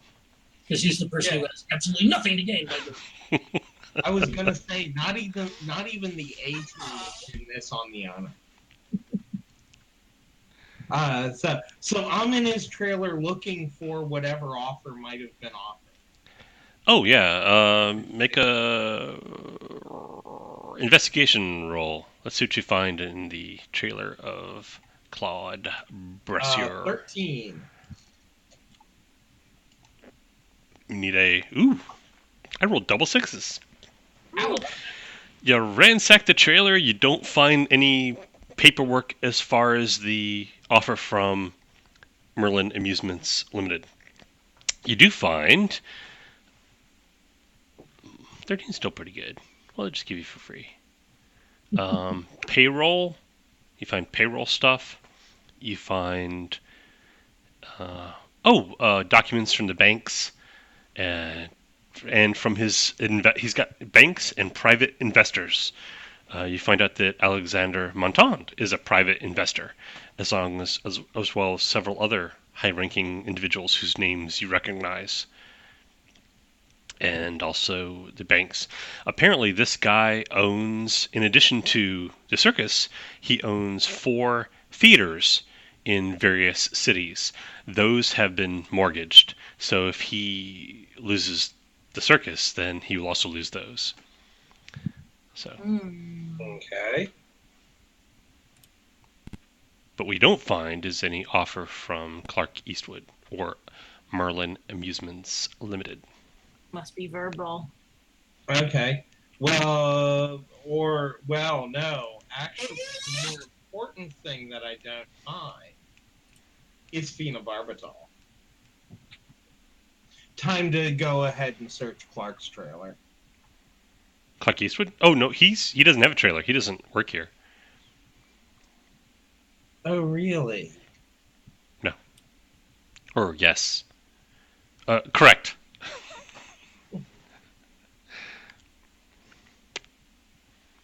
That makes him even more of a suspect. Anybody else's trailer you search, as long as you're in the business of searching Did I trailers? find? Can I find any like insurance documents? Just because the inspector might be right on occasion, or at least that might prove him wrong. Make a roll for finding insurance documents. Okay. 16. Oh, very well.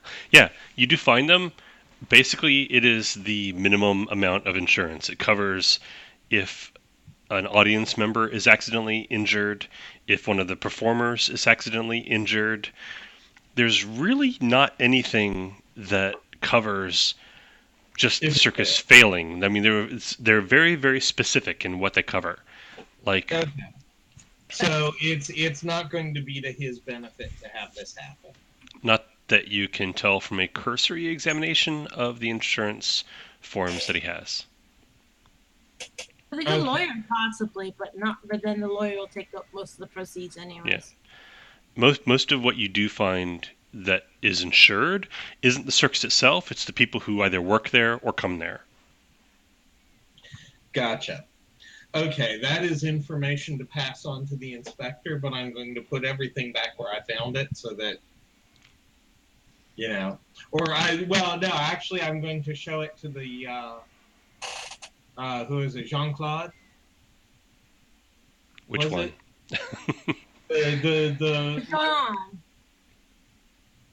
My lookout. I should not bother naming people that I don't need to give names. The cop, your lookout cop. Yeah, the gendarme. Yeah, I'm going to indicate to my lookout that it seems the circus owner was not doing this for insurance fraud. Oh, and he asks what makes you say that, and then you explain it to him, and he's like, "Yes, that makes sense." Yeah, yes. Perhaps we. I agree. Perhaps we should further investigate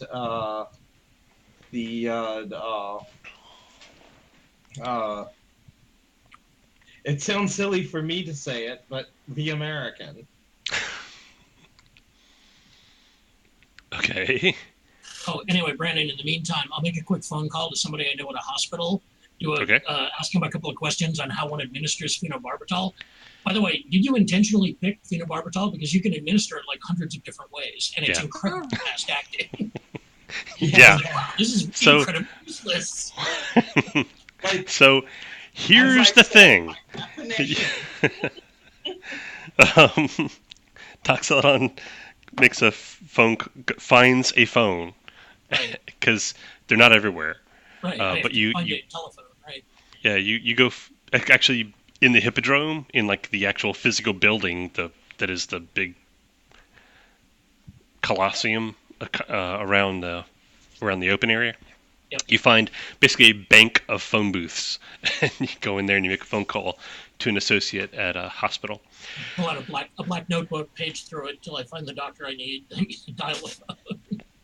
Oh, it could be the guy who works at the morgue that you met last week. Exactly. And I ask him a couple of questions about like how you administer phenobarbital and what kind of form it comes in, and get completely disgusted by the information.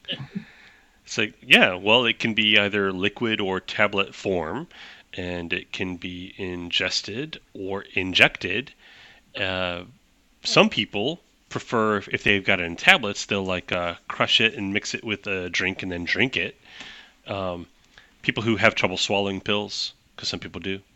Yep. Although the pills themselves are small, they're about a little bit smaller than the eraser on a pencil, and white is what the pills would look like. Mm-hmm. So, and they start acting within 5 minutes, even faster. Oh, it's very rapid acting. This is something, if they gave it to somebody, it would go into effect nearly immediately. Now, say like one pill, it would just relax you, make you more mellow. Something on the order of 4 or 5 would probably put average man out, or at least be very groggy. Within, yeah, as you say, within about 5 minutes. Great, thanks. You've been very helpful. The information you've given me has not.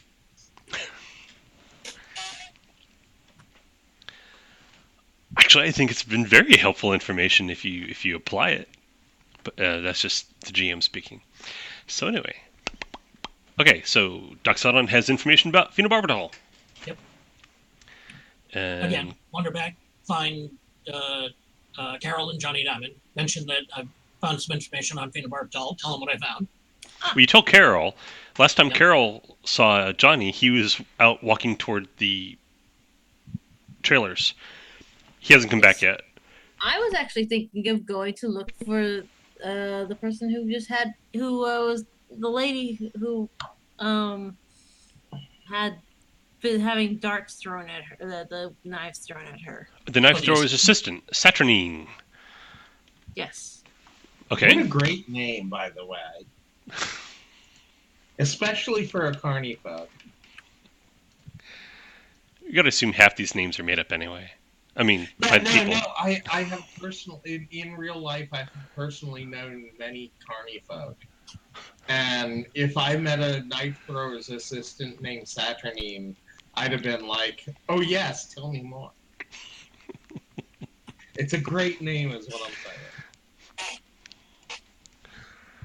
So, I'm sorry. Carol was going to look for Saturnine? Is that what you're saying? Yes. Okay, let's Not see. necessarily go up to her if she. I mainly want to see if she actually went to her tent and her trailer and is actually in there just relaxing or something else is going on. Make a investigation roll. I have expertise. Oh, And that or diplomacy, because you're asking around. Hey, have you seen Saturnine? I also have expertise. Let's see, and they both rely on reason. So I guess Diplomacy is presence, not reason. same score. All right then. Same number. You need 8. Ugh. If you roll really well, I'll give you something special. And if 14. you fail, try the other one. I'm sorry. What'd you get? 14. 8, 9, 10, 11, 12, 13, 14. Wow! Yay! That's awesome. Okay, for that I will give you something extra special. Okay, one of the roustabouts you talked to earlier, Serge. He's wheeling a wheelbarrow full of sandbags somewhere, and you say, "Oh, Serge, have you seen Saturnine?" And at this point, Doc Celadon has found you, and is telling you what he found about phenobarbital. And you guys are looking for Saturnine at this point, and eventually you'll be looking for Johnny Diamond, or he'll look for you. Anyway, Serge says, "Oh yes, I think saw her goes this way or there," and he points over there. And you guys wander over there in time to see Saturnine and Clark Eastwood, the American, arguing very animatedly but very quietly. Like, you hear the phrase "crazy bitch" a couple times in English.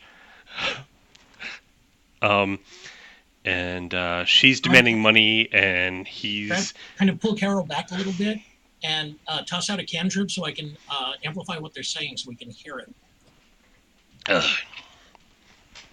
Okay.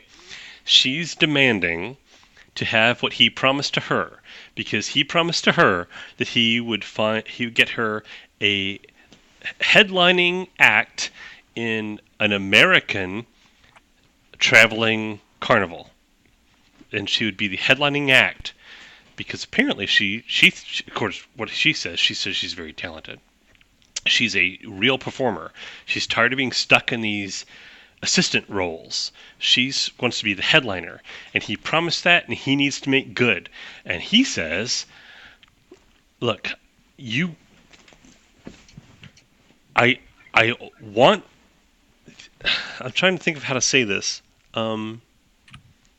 He basically just keeps calling her a crazy bitch, and like, I want nothing to do with you.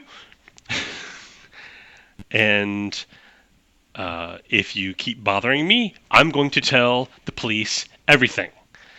And she's like, if you do that, I will tell them everything. And he's like, well, then I guess we'll both be screwed, won't we, sweetheart? And she's extremely mad at him, and he's mad at her, and they're arguing. But it's a very low level hissing kind of argument, like that. Just from looking the two of them over, which one do I suspect is closer to snapping? Her. She's got the crazy eyes. Okay. She's.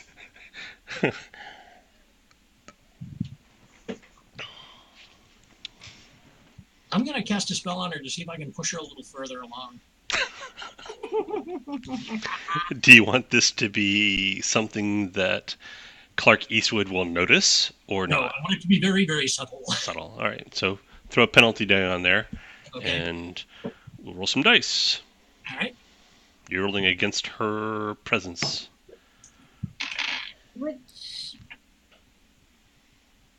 18. And her presence is actually quite good because she's a performer. You needed a 13, Oh, okay. so you win. Yay. Well, I it was depends on gonna what you say, want. Unless It depends. you got boxcars. You're just trying to push her over the edge, right? You're not trying to control what she does? Correct. Okay, then all you need is a 13.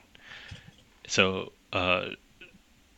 just to make her more likely to do what she wants to do, in other words. More likely to do something that she'll regret. Yes. in other words, what she wants to do, yes. Usually what happens. They're hissing, and you see, it's like she just like sets her jaw, and she looks around, and she picks up a bottle of champagne and brains them with it.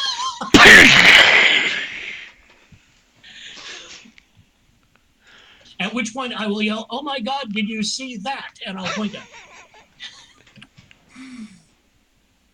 And I shall come running with a member of the gendarme. So, Officer, I saw the whole thing. meanwhile, Johnny Diamond, you looked through Claude Bressier's trailer. Before we get into the whole she brained him with a bottle of champagne, there's like a crate of champagne sitting on a pallet, and which they're getting ready to take over to the VIPs. And she picked up a bottle again, and champagne bottles are like thick glass. So, Oh, yeah. I'm not even sure it broke the bottle. So, Let's put it this way. there's like a When- bonk. as it's- When they christen a ship, they take the label off and etch a weak point in the bottle and then put the label back on over it and tell the person christening the ship to hit the ship with the label. Champagne bottles will brain 3 people and not break. So It's yeah, gotta when hold she hits him with pressure. the champagne bottle, it makes like a loud fuck noise as it bounces off his skull, but it doesn't break. The So label is still intact. Meanwhile, you're over by the trailers. Are there any other trailers you want to search before you come back and rejoin the festivities, Johnny Diamond? Well, you said Claude didn't have one? Claude, the circus owner, does, and you searched it and you found stuff. Does. Clark Eastwood, Clark. who is vice president of Merlin Amusements Limited, he does not have a trailer. He does not work at the circus. He's just a guy. He does, however, have a concussion. He's a hanger about who now has a confession. He's The next person I would check would be the acrobat. Andre, the dead guy. Yeah, you can totally check with him. Yeah, well, there's nobody in his trailer, so good. Make an investigation roll searching Andre's trailer. Oh shit! Sorry. I rolled terrible, which What means does that mean? here, have some clues. Which means my 2 5s plus my 6. You walk in there, you see that sitting on that is a large box marked clues. Oh my god. All right. The glass in which he was consuming his beverage with the barbature is still sitting out on the table, All right. marked barbaturous. All right. So here's how we can do this. I'll give you a choice. Donald. I can either feed the clues to you one by one and see if you figure stuff out, or I can just dump them in front of you out of a dump truck. And because you rolled 10 more than I did, so Yeah, I think I earned the dump truck. here's a dump truck full of clues. So It's a large box and it's actually marked all the clues. it is clear that this trailer is shared by two people, a man and a woman. It is clear to you, being a man about town that you are, that the woman doesn't really spend a lot of time here. You can just tell by like where the dirty clothes are and toiletries Right. and so forth that she's got stuff here, but she apparently spends most of her time elsewhere. On his dressing table, there's a little mirror and there's like makeup and stuff, and there is a glass about half as tall as this one, about 8 tall, that is cut glass, crystal glass, with just a small residue of whiskey in the bottom. Looking around, here we go with the dump truck full of clues. Looking around, you don't see a bottle of whiskey anywhere. You look in the trash can is empty. And there's the one glass, residue whiskey, no bottle. So there's that. Continuing to dump the dump truck full of clues, you go outside and look around for a trash can. And there is a trash can very nearby, and you go get that, and you ask the gendarme to help you search the trash can. So he's frowns a bit, but oui, monsieur. And he dumps out the trash can and starts searching, and you find a whiskey bottle that is empty. On all of our tracks. And you find a broken crystal glass that is a match for the one that's in his trailer. And on the broken crystal glass, there is a lipstick imprint. Okay, I explain. That is the end of the dump truck full of clues. Okay, I explain the importance of all of this to the gendarme and suggest that he might find favor with the inspector if he allows the inspector to discover whose lipstick that is. Wow. He rolls a 14 for his reason roll. Wow, you apparently lucked out. You got it like a smart cop. So he's like, no. I see where you were going with this, monsieur. I'll make a suggestion and see if Detective Seagull takes the bait, as it were. Do you want to wait here, or No. Actually, I think it'd be better if you go on about your business. If we have more questions, I will come look for you. Yes. Yes, that would be wonderful.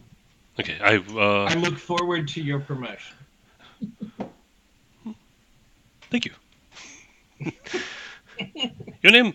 You were Johnny Diamond, the nightclub man. Yes. Indeed, I am. Yes. I can see why Detective Seagull likes to keep you in the loop. You have a sharp mind. Well, As do you, my friend. Most times I would be explaining myself thrice to the gendarme. Instead, I only got halfway through. Thank you. I take that as a compliment. All right, then. Here we go. and he walks off. All right. And I head off to find my friends. And you find them in the midst of a controversy. Apparently, the knife thrower's assistant, Saturnine, has bonked Clark Eastwood, the American VP of Merlin Amusements Limited, on the noggin with a bottle of champagne. Fortunately, thank goodness, the champagne was not injured. Clark Eastwood is conscious and rubbing his head and sitting on his butt. Boy, does she not Dazed. hit him hard at all. He's dazed, but he's conscious. And a crowd is kind of gathering, mainly circus people. But after a short period of time, you're sure police who are out and about will also start. You had to go lose your gendarme. I felt it best for his career. Inspector Seagal, I will make the suggestion to him that he might want to ask her and him separately what they were arguing about that got so heated that she clipped him with a bottle of champagne. Because Carol and I overheard them talking. But don't let him know that we overheard him talking. Just him. No, I specifically want him to know that we overheard them talking. No, him, he should know. Yeah. Them? No, you're right. Okay, you take. Eventually, police show up, and then Seagal shows up with Jean-Claude, the intelligent gendarme, in tow. And apparently, they are on their way to somewhere when they pass this brouhaha. And he's like, "What now?" I will explain to them what happened. You explain what happened. He looks at Carol. He looks at you. Carol's clearly the more reputable of the two. So he asks, "Mademoiselle, is this all correct?" Yes, and if you're going to interrogate them, may I suggest you don't let them know that we heard. Please don't tell me my business. I know how to interrogate suspects. You there? Take them and put them into their separate show business folk trailers, and we will question them separately. I know my business, madam. But of course, I was just mentioning it for you for your. And, where was the? You see, she hit him with a. I'll offhandedly comment. The American has no trailer. He is not employed by the circus. He is simply trying to buy it. Oh, all right. Well, we'll put him in one of the other trailers. I don't care. Well, one near hers, so less of a walk. So where you say she hit him with a? Trailer, but okay. She hit him with a. Don't use the dead man's trailer. That probably has evidence in it. But of course, you knew that. You just need to make sure you remind your subordinates of this. Thank you, mademoiselle. You are correct. I will remind them, gentlemen. The young lady is correct. Please remember not to put the other man into the dead man's trailer, right? Okay, great. So he takes off his hat and he mops his forehead with a handkerchief, which is weird because it's like 14 degrees, but it's been a very stressful evening. So, and he's wearing like a big warm coat. I guess most of you are. All right. You say she hit him with a bottle of champagne? Yes. While we're talking, pull out a flask, pull the top off, take a shot, offer it to him. Oh, no. She did not hit him that hard. He's still conscious. Are you complaining? No, not at all. Of course. So where's the weapon? That would be my job. One of the roustabouts picks up the bottle of champagne. He's like, fingerprints. Oh, well, whatever. Witnesses. You have to. No. You're a bossy young woman. So. Yes, I know. It comes with the territory. I do apologize.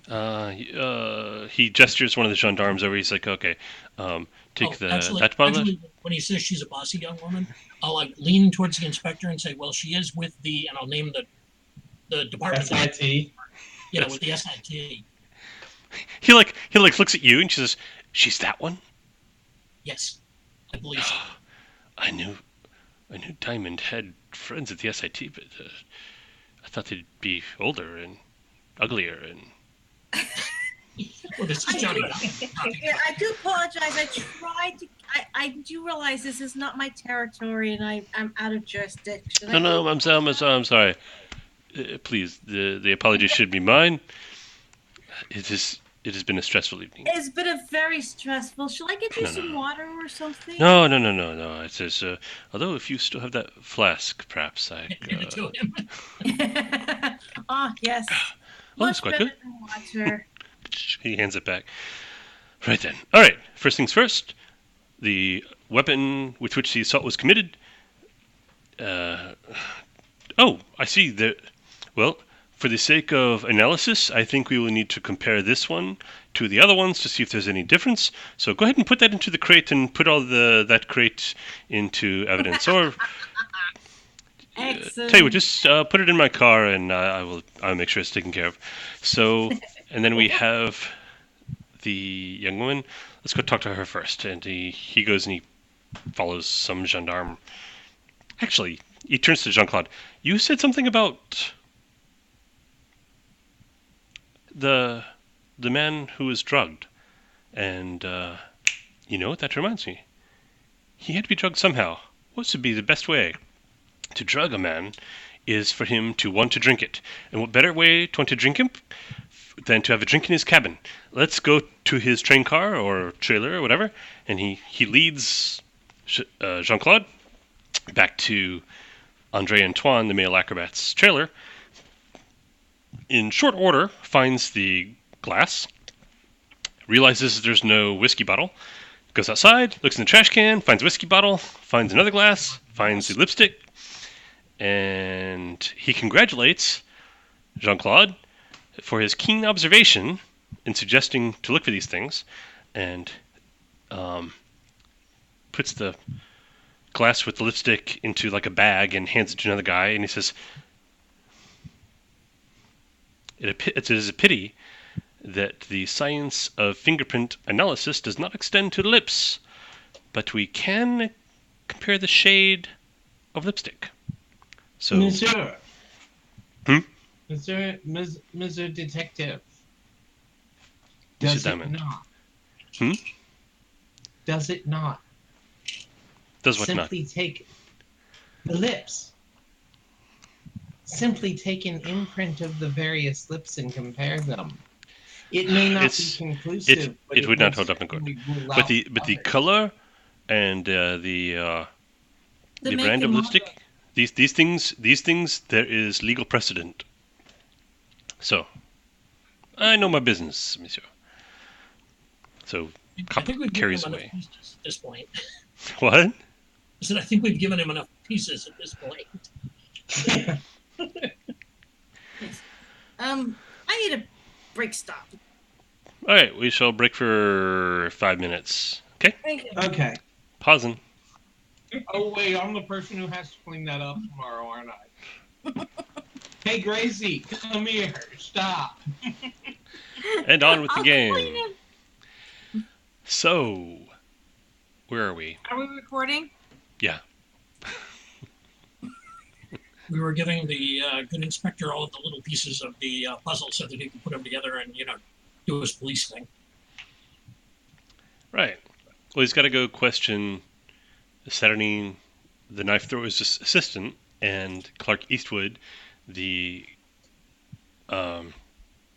concussed VP of Merlin Amusements. So he's going to go do that. He's going to go. But this is police business, so you people, as helpful as you have been, you need to stay out here. So he goes in and he questions them, which gives you some time to do whatever you want to do. What are you going to do? Listen in on the interrogation. Oh. Well, they both plead innocence. So, Yeah, I was gonna say drop a few eaves. Oh no. See if I can figure out what hotel the American is staying at. oh. You make a few calls. You need to go find that bank of phone booths that actually he's like, where Johnny Diamond's like, now where can I find a phone? Doc Sullivan's, oh, follow me. So, Straight down there, third left, make a right. Right past the restrooms. Yeah. you try to find out where he's staying. So you call some minions and associates, and you find that out. It's a hotel, not far away. Oh, excuse me, sorry.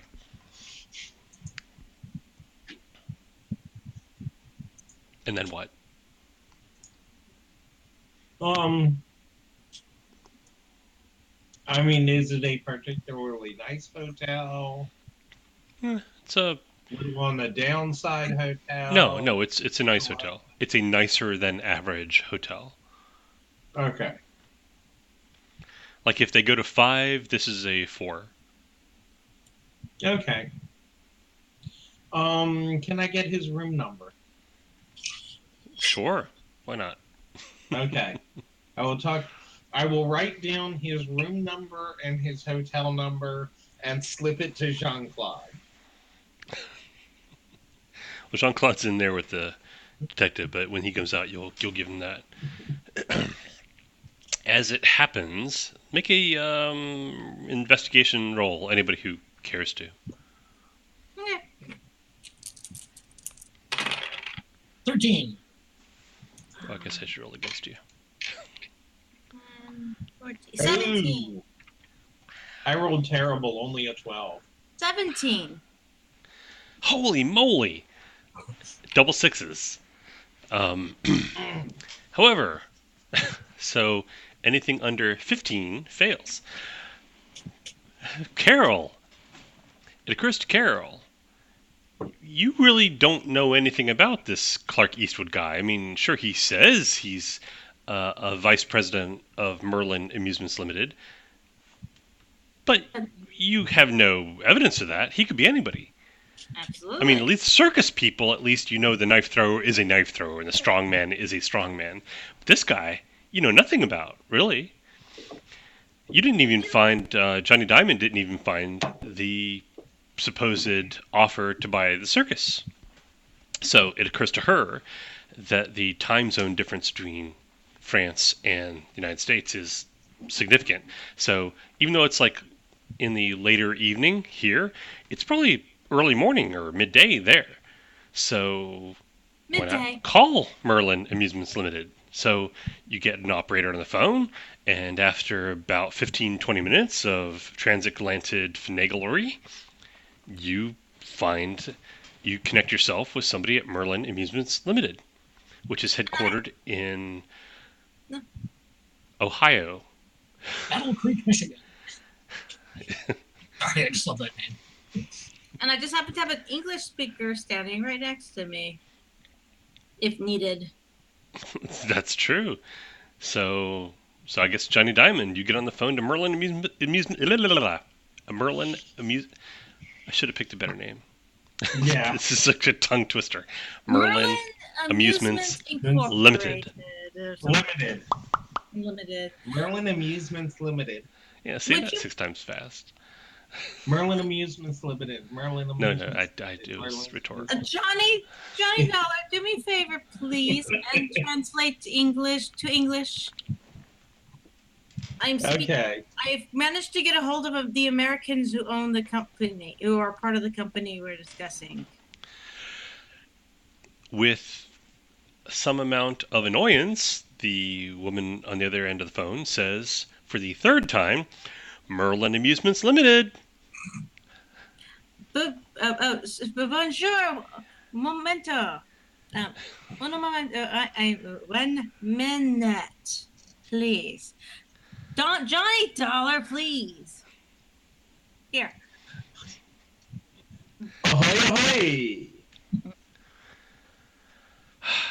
Merlin Amusements Limited. How can I help you? How can I direct your call? Director's office, please. Perfect. Yeah, director. Who may I say is calling? DSD of France. I am speaking for Carol Girardin of the Société Internationale in the Franco-Persian Empire. That's like half that's completely wrong, but we're just gonna go with it. Okay.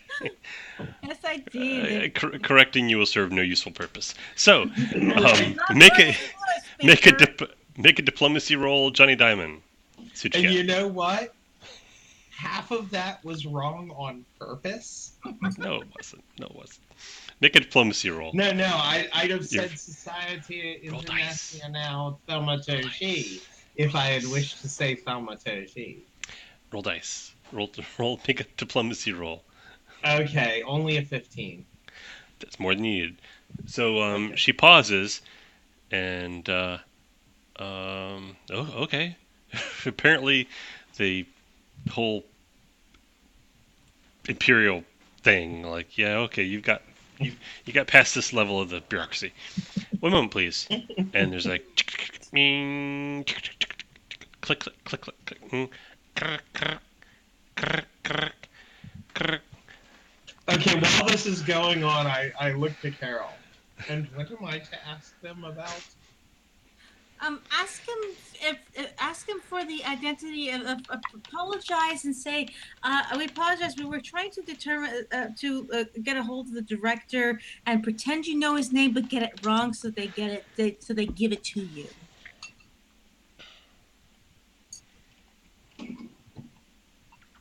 Apologize and use translation as the error. Oh, I'm so sorry. I'm translating for French. French.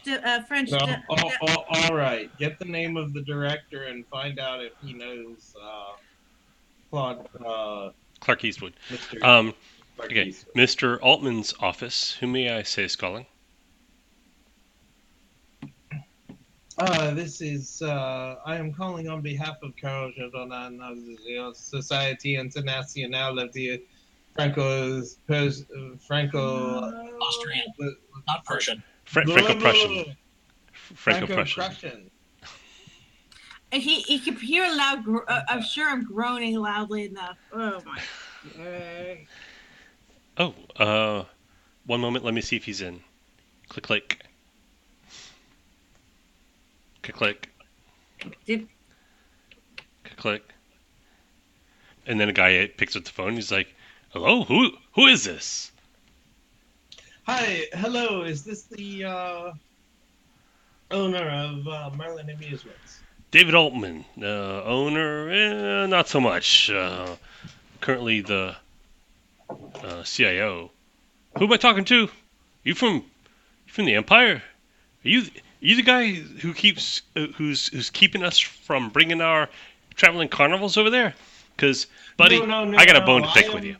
I am the fellow who wishes to ascertain the identity of Mr. Clark Eastwood. Eastwood? Junior Sales. He's supposed to be over there hooking up us with some local circus. Junior Sales, you say? Yeah? He makes it out as though he owns the place. Well, he don't. But, salesman, what are you going to do? Very interesting. A junior salesman. Well, he seems to have gotten himself into a bit of trouble. And I was wondering if you could Pay bail? inform me of what he was authorized to discuss. Well, he keeps telling us he's got this local circus on the hook. Hang on.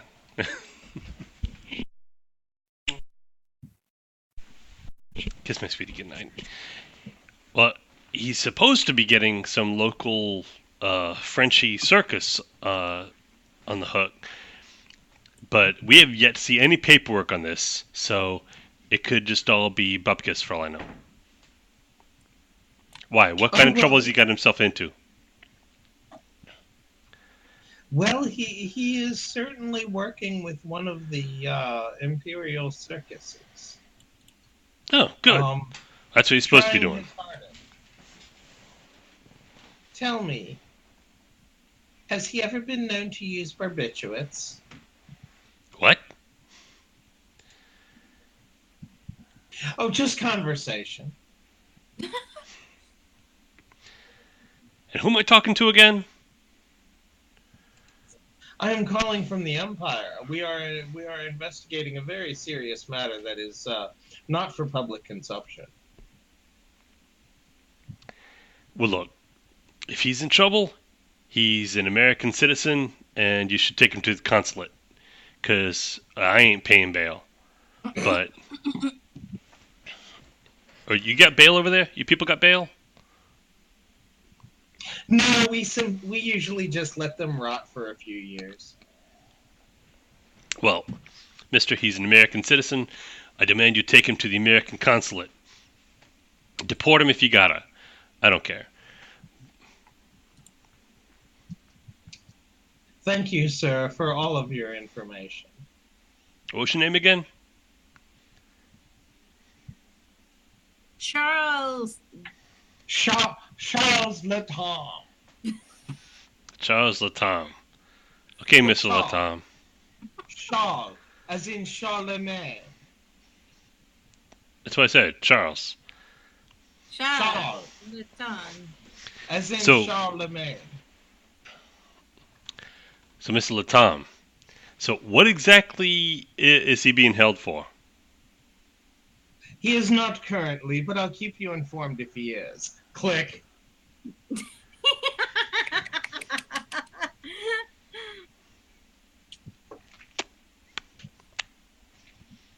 The hell was that about? Okay, I let Carol know that he is a junior salesman acting on his own, and his employers are not willing to post bail if he is in trouble. Oh goodness, that's never a good sign.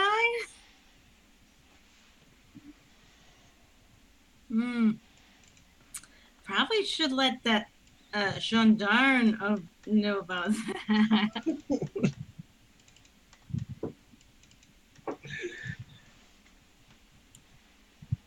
Yeah, I think the inspector ought to be informed that he is simply a junior salesman acting on his own, and thus might be taking liberties far outside his contracted abilities. How about you, Doc Celadon? What are you doing while they're doing this shenanigans? Listening in on the police interviews. Oh, that's right. Yeah, somebody Well- needs to. Saturnine, the knife thrower's assistant, pleads innocence to everything other than she was arguing with Eastwood because Eastwood promised her that he would take her to the United States, or sorry, the American Confederation of whatever it's called. Or just say America. He was going to take her to America, where she could be a headliner, and she suggests, but does not come right out and say, that she offered him certain favors, and that now that she has offered certain favors, that he has reneged on their arrangement, and that she was understandably miffed. And that was what their argument was about. Eastwood, what he says is that she was supposed to butter up Claude, and she told Eastwood that she had ways of getting him to come around to Eastwood's way of thinking, but that she failed. And he said he would take her to the United States if she helped him get the purchase of the circus, completed. But Claude Brassier is adamant he doesn't want to sell. So their deal is off, and she's a crazy person. She hit him with a bottle of champagne because he wouldn't take her to the America. So, and they both stick to that pretty firmly. So, Okay.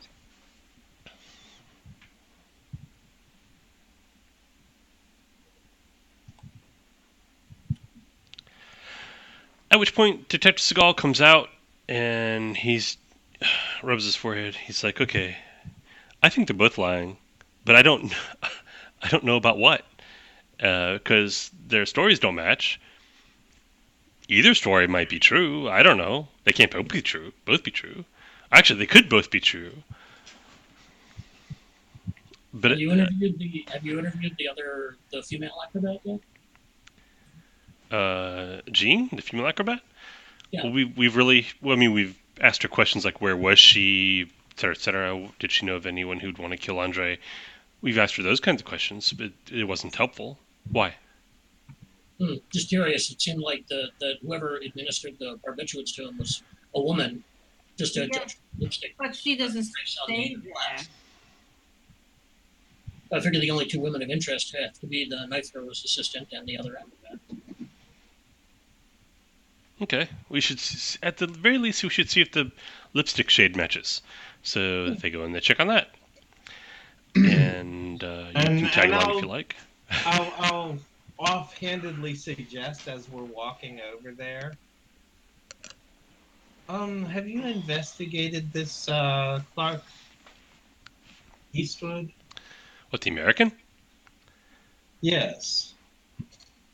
We've asked him I just finished interrogating him. Why?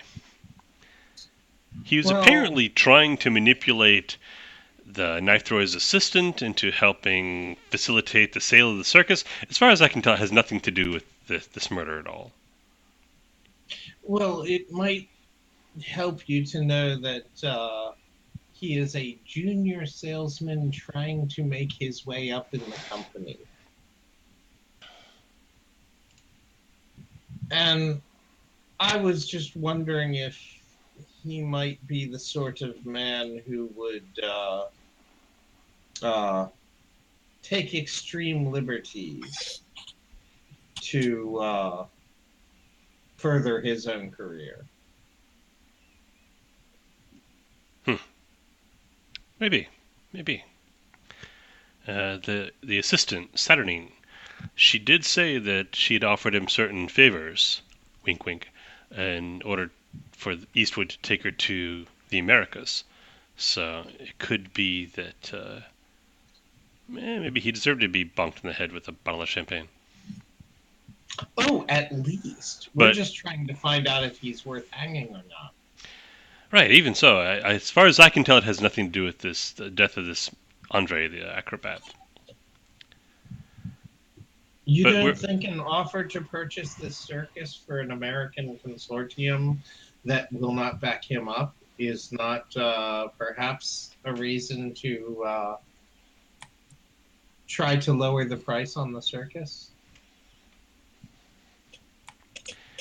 Maybe. Or convince a sale at the current price that has already been refused.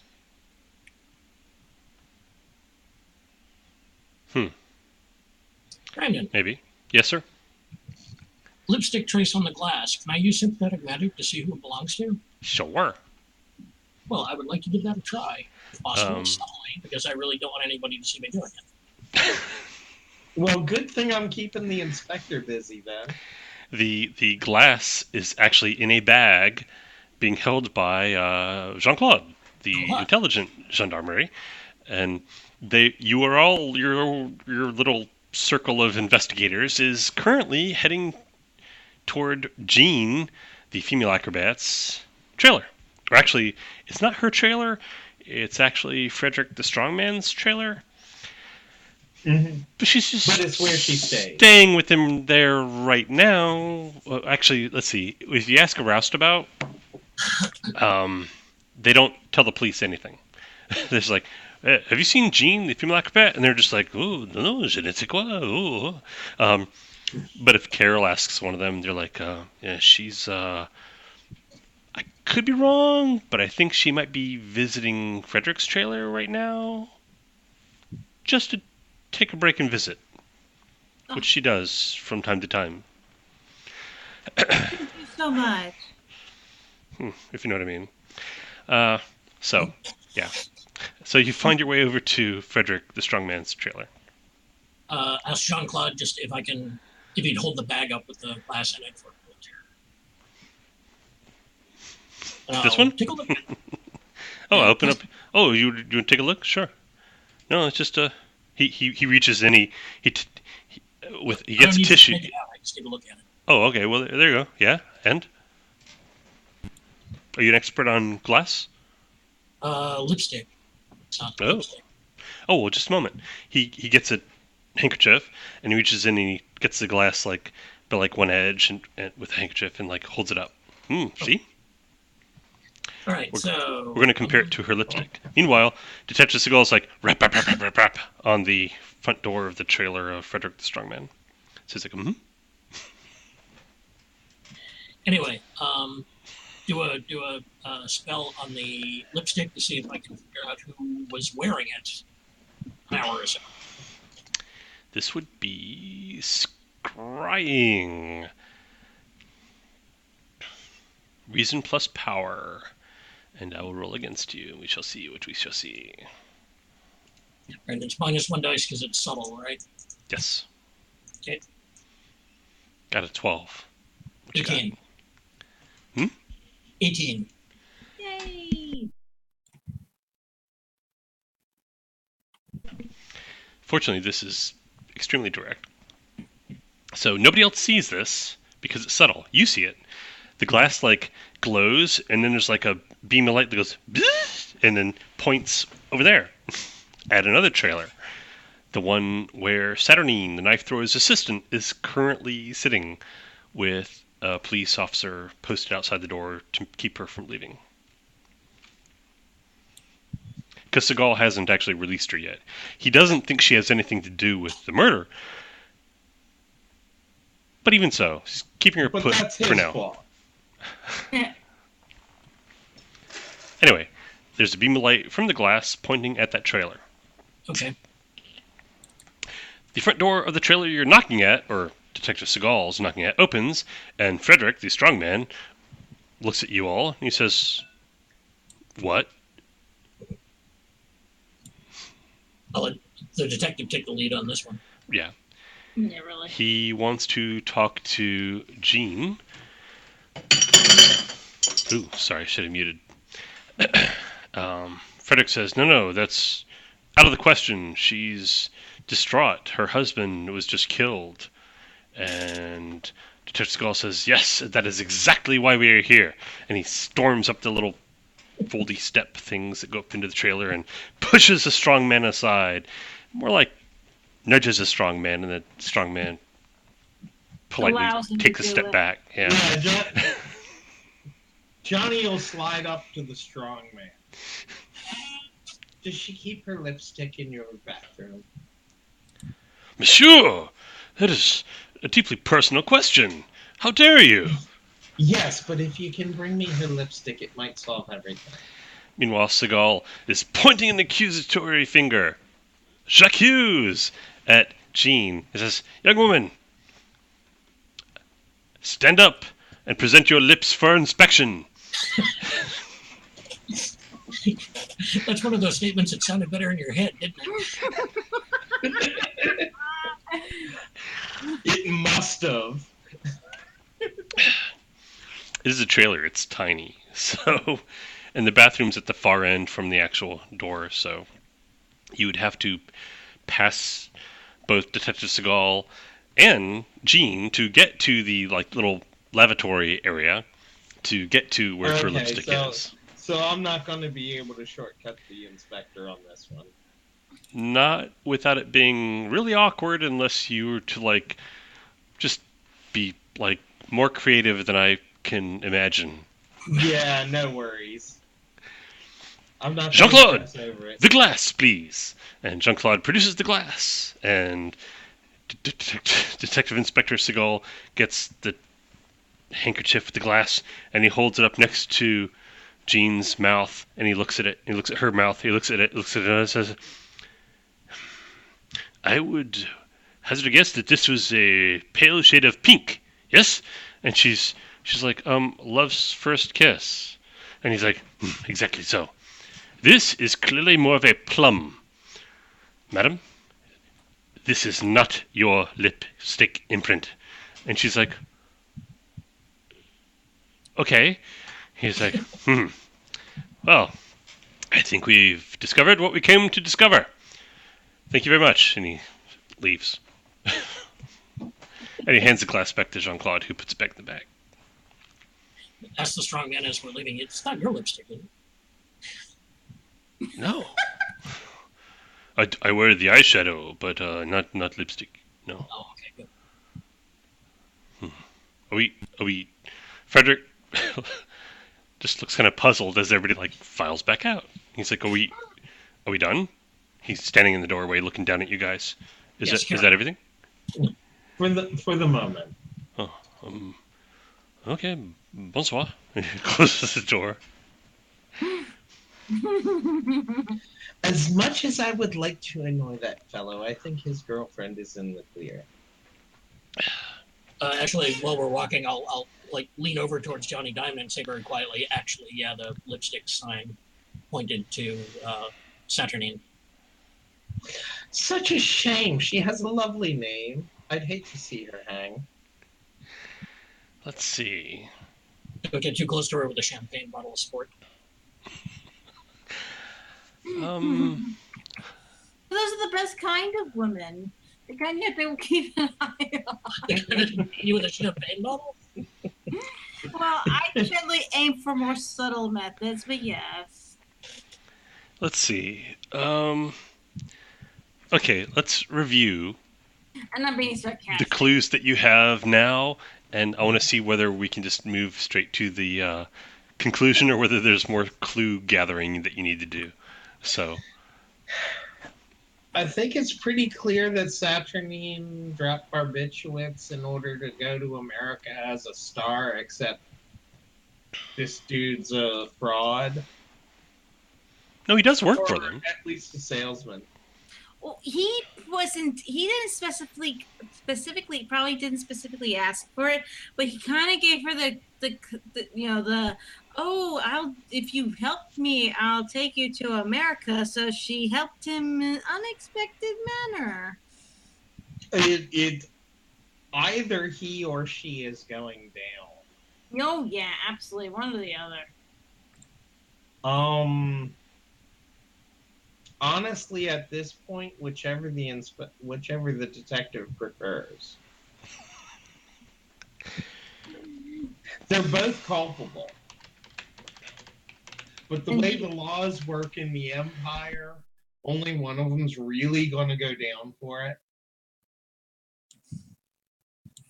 I'd lean toward him, but the evidence points toward her, so whichever the inspector thinks he can pin.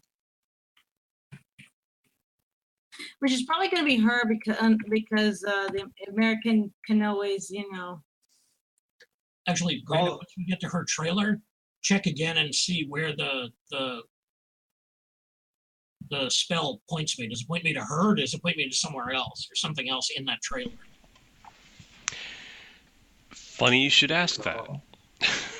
Good call. So, Yes. when you get to her trailer and you double check, do you ask Jean-Claude to look at the glass again or what? Yes. Okay. At this point, Detective Seagal is actually paying attention to what's going around him. He's not in the middle of something. Because you're all kind of like heading this direction. But you ask Jean-Claude about the glass. Seagal looks at you, looks at Jean-Claude, looks at you, but he knows that you're a magician of some kind, right? No, to the best of my knowledge, I've been keeping that on the down low. Oh, Unless okay. he knows about my reputation. I do have a street rep, so What's your street I'm rep? not going to do it with anybody. Your street rep is what? as an illegal magician, as a street level magician. Well, I mean, he is a cop, so he might know that. Oh, Jesus. You may very well know. Okay, I rolled really, really well.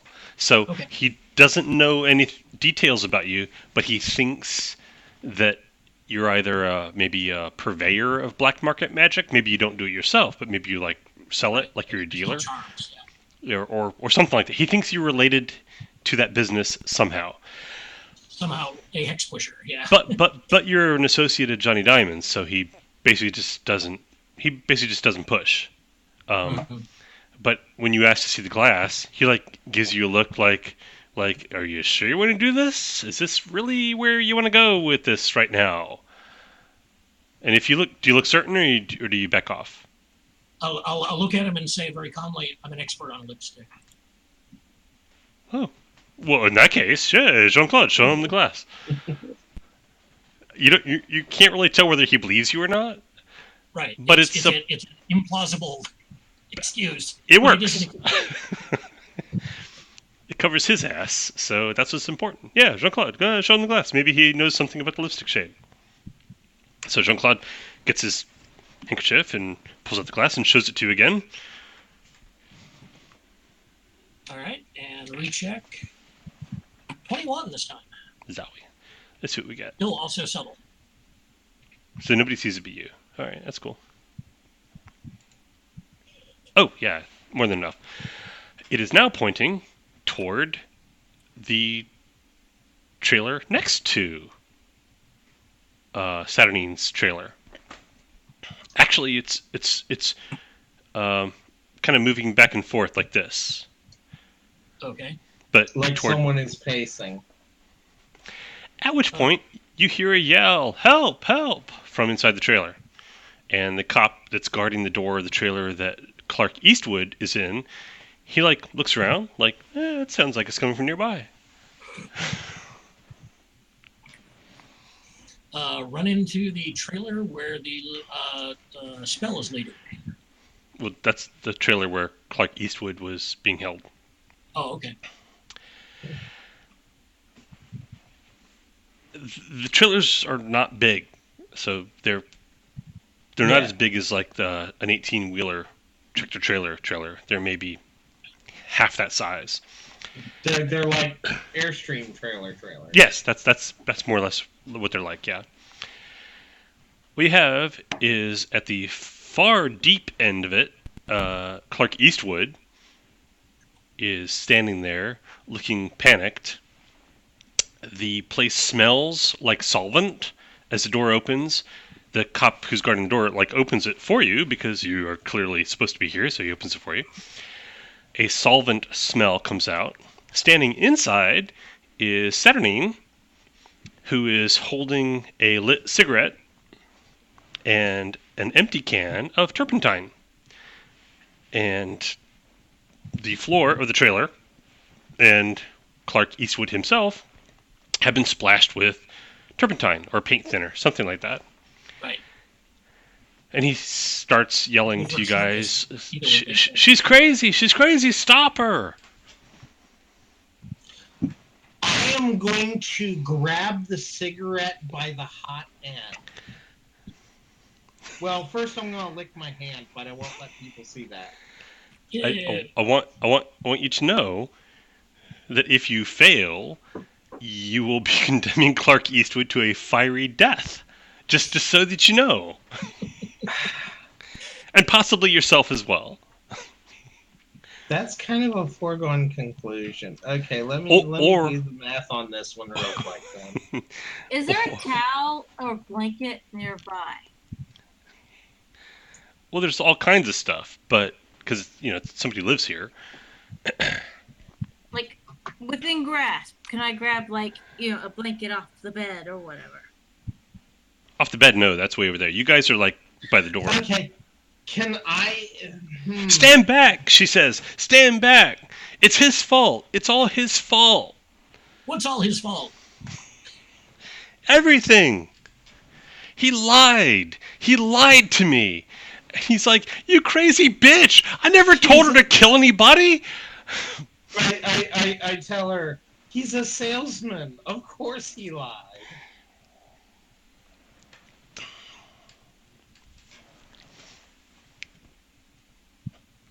Yeah, that thing where you push her slightly over the edge. Yeah. It occurs to you, that she might still be under the effects of that. Okay. And the trailers are not windowless. They have windows. So apparently she crawled out the back window of the other trailer and into the back window of this trailer. Okay. After grabbing a can of paint thinner from somewhere. And a cigarette. Got it. He deserves to die. Wait, why does he deserve to die?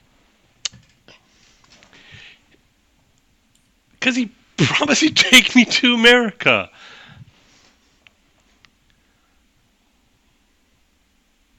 Wouldn't you rather see him go to jail and let the French government kill him for you? At which point he says, "What? I didn't do anything. I just tried to buy a circus. For God's sake, what is wrong with you people? Stop her." I'll say in English, they're French. Dude, I know what Have you calculated your chances, Johnny? Are you willing to risk immolation? Okay. Yeah. Got a better chance at it. What's that, Lloyd? I said he's got a better chance at it than we do. Yeah. Oh, and Brendan, I'm preparing a spell. Okay. I'm going to do this as like a surprise action, so I get to use stealth instead of close combat. I really don't think it'd be a surprise at this point. But that might be the one that I need. I really don't think. Okay. I'll give you the benefit of the doubt. How do you make it a surprise that you're going to tackle her? Because she seems aware that you're there. I'm not tackling her. I am grabbing the hot end of the cigarette in my palm and crushing it out. Well, I'm going to spit my palm stealthily, but I'm surprising her by grabbing the hot end of the cigarette in my palm and not caring if it burns me if it puts out the cigarette.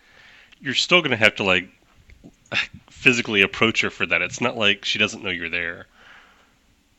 Okay. Deception. I got all kinds of skills I can use to Deception. distract her. Act like you're talking to her. Yeah, that is. Okay, you try to talk her down. Yeah, I'll go ahead and try and talk her down. Make a deception roll versus her presence, which, as I mentioned before, is actually quite good.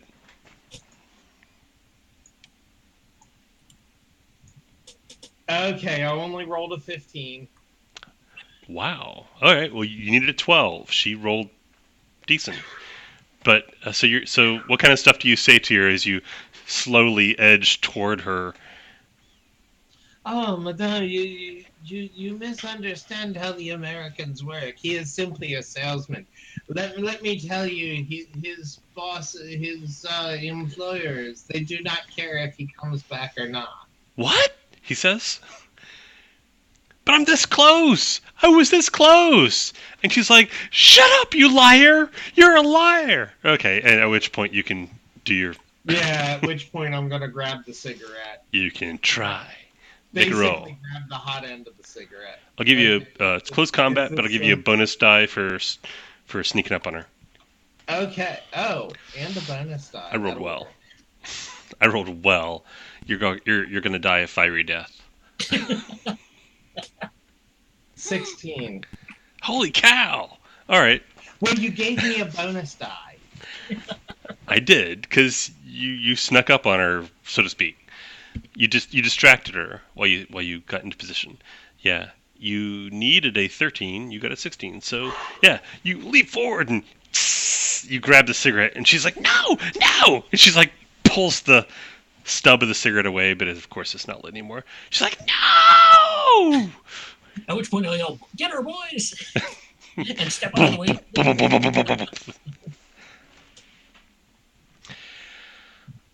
Yeah.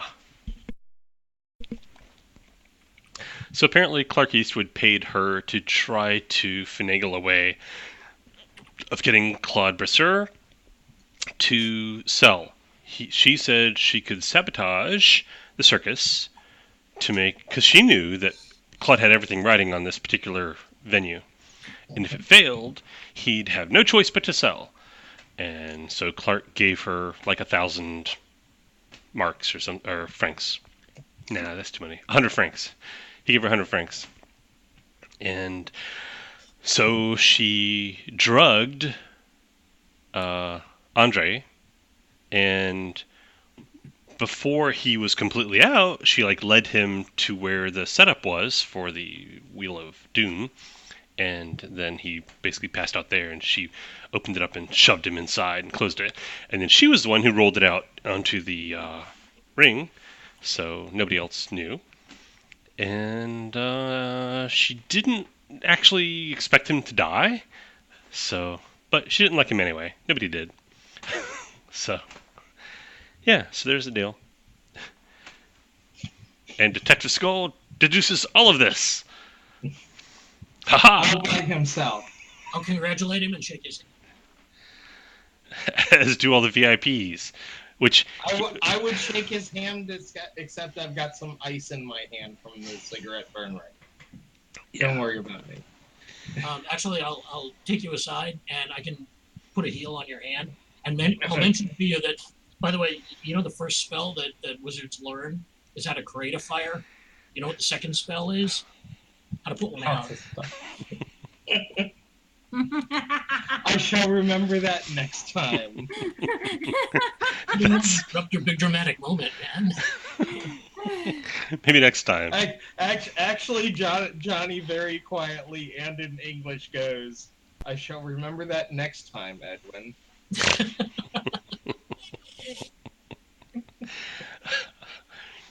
Yeah, so, actually, Detective Seagal says, Jean-Claude, get some of the champagne from my car, and let's open it up to celebrate the closing resolution of this most curious case.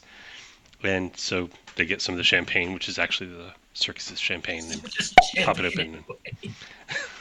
One of them's going to put up a whole lot more than the others. I'll get a glass of it and offer it to Clark and say, watch out, it sometimes leaves a headache. Actually, You needs to be checked for concussion, not be handed glasses down. yeah, Clark has like a Oh, bandage but it around his head. sometimes leaves a headache. Come on, that's a great line. Clark has a bandage around his head. Meanwhile, the police, as you hand him his champagne, please come, sir, monsieur, please come with us. We have some questions pertaining to the purchase of imperial organization under false pretenses. And he's like, crap. So they like lead him away. He like gives you the glass back. They lead him. Yeah, he's in trouble. He didn't kill anybody, but he's in trouble. As they lead him away, I call out, that sometimes leaves a headache as well.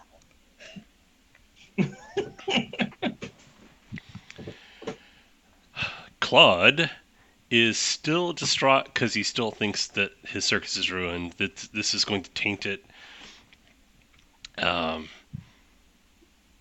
You see him having a conversation with Alexander Monton, and Alexander Monton clearly is still very unhappy. And Claude is like, Monsieur, but there's no way I could know, isn't it? It's beyond my control. And Monton is like, psst, no, it is your responsibility. And he like stalks off. And Claude is like, okay. Okay, I was going to try and walk up while they were still talking. sure. Before Alexander Monton stalks off, Sure. I'll walk up and say, Claude, so glad to see this all behind us. It looks like it is all going to be cleared up very, very quickly. Not even And, going to affect tomorrow's performance. Yes, it should not affect tomorrow's performance. Carol tells me that you have something special planned. And I indicate Carol Desjardins.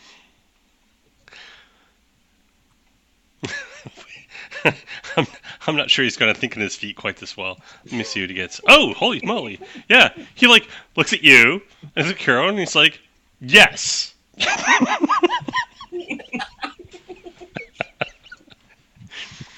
Yes, I was actually planning this for the finale, but since we've lost our lead male acrobat, I'll simply have to move it up to tomorrow. Oh, I don't want to give it away, because it is the most fantastic sight, Monsieur Montan. You would never believe it if you had not seen it with your own eyes. And I'd hoped it for the finale on the closing night, but perhaps it is better that we have it just before the gala, so that people will go into the gala having been awed and amazed by the majesty and the artistry of the circus. And let's see if Matot buys it. If it doesn't, I will throw in on that roll. You should throw in on that roll. Yeah, because I have manipulation. Roll a deception or manipulation. That worked too. Manipulation, culture. What do you need? It's either manipulation or deception. One of those. I have both. Bisky, you want Monton's curiosity about what it will be to exceed his annoyance at having his gala disrupted. Manipulation. I have expertise in both. So Here's a good one too, Karen. You can also make mention of the fact that the murder may very well add a bit of spice and rumor to the society people. yes. Oh, walk up and be like, oh yes. Oh, and on top of that, yeah, the murder is bad today, but will be. But by tomorrow, especially after a fantastic performance to be in the beginning, will add to the spice and intrigue of the entire experience. Roll some dice. And let's see.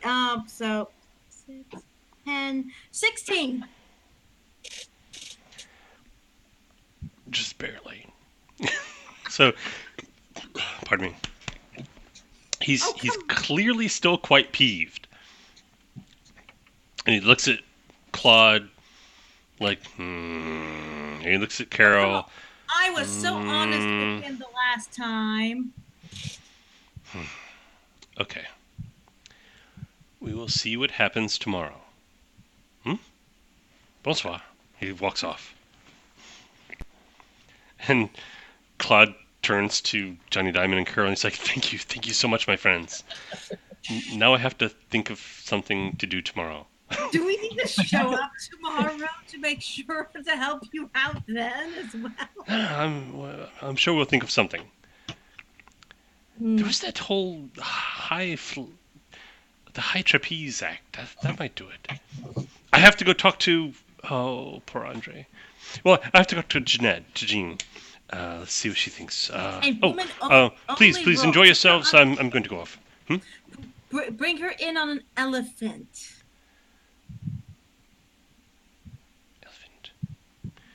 Elephant on a trapeze. She comes in on the elephant and then does her trapeze. Well, I'm sure we'll think of something. Keep it big. I'm so sorry, Carol. I'd really hoped we could spend some time together, but as you can see, I have... You have much to do. I have much to do. I wish you the best of luck.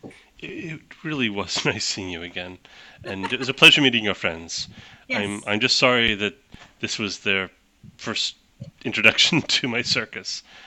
Tomorrow will be better, I promise. I don't know. This sort of thing happens all the time. I'm coming back. We are glad we were able to assist. We tend to be at the right place, the wrong place at the right time. He thinks you mean by what you said to Montan. He's completely unaware of everything else you've done. So it's like, oh yes, I'm so grateful for your intercession with Monsieur Montan. He's our biggest private supporter. So it is very important that he be happy. So I'm so grateful. Your words were well spoken. I have to play in tomorrow's show. Good night. Good night. Please enjoy yourselves. I'm going to go now. He walks off. Okay. Poor man. If he's still worried after tomorrow's show, I'm going to give him the idea that he should perform a charity benefit for the orphanage and have that packet of money that Bernadette gave me. Oh, that packet of money is nothing compared to what was spent on this, dear. Oh, no, but it might smooth things. Okay. And the circus does its Besides, thing. we have And no idea how much is in that packet of money. It could be a huge amount. Oh, it's not going to be compared to this event, though. yeah, it's actually Kieran's right. The packet of money Okay. that you got paid for solving that problem is small potatoes compared to what Montand is paying for this. So He had to mortgage multiple storefronts. Right, but sometimes a little bit is the difference between keeping it all and losing it all. And I just want to make sure he doesn't lose it all for a little bit of money. he'll figure out something. Yeah. Okay. So In that case, I don't need to worry. you don't need to worry Orphans about get it. their food. You can just give it to the orphans. They'll be happy. Okay. Okay. On that note, I guess we're done. Okay. And a chance to get the. Was that entertaining enough? I mean, Oh, that was very good. Yeah, okay. that was great. Yeah, that was fun. Alrighty. It worked out better than I expected, actually. So, I will try to think of if you're still interested in playing this for a while. I'll try to think of like a multiple session story arc thing for next week. Is that cool? Oh, actually, I'm going to be gone. When am I going to be gone? Oh, yes. By the way, yeah. We're sorry about not, responding to your invitation. I thought we mentioned it afterwards during the gaming No, session. you mentioned with the whole unpacking and everything, your future is uncertain. I get it. It's not a big deal. Yeah. No, it's not just you guys. We'd like It's to like- make it if you're having a. Honestly, I've been wanting to go back to one of your guys' Halloween parties for a few years now. But if we're the only ones going, Halloween parties more than the other Halloween parties I've been going to. But I would rather you guys have a good time. yes, if we're the only ones showing up, then we'd rather you guys have a good time somewhere. I don't know what we're going to do, but we received several people saying that they couldn't make it, and nobody's saying that they would, like zero. So so we're going to do something else. It's not a big deal. So Thank you. it would probably- Appreciate it. It would No pretty big much deal. be Kieran and I, go enjoy, happy Well, anniversary. I was thinking about stopping in Richmond on my way back for a day. So if you guys wanted to get together in Richmond at It some has to be a weekend day for me because I don't know what my leave situation is yet because I've been at the job for a whole month. Oh, okay. No, it would be sometime during the week. It'd probably be like Thursday or Friday because I'm going to be back Yeah, the next weekend. Like the as 20s. as best I can estimate, it's 3 hours for Kieran and I to get to Richmond, and about half that for Brandon. Mm-hmm. Okay. Yeah, it'd Well, be like the 25th or so. yeah. Let us know when you're going to be around, and maybe we can meet up. Just have Yeah, drinks would or love something. to. Okay. Alrighty. Well, thank you guys for coming. Wait for you're Well, not after I playing. cried, it became a part of me. It's not doing. There we go.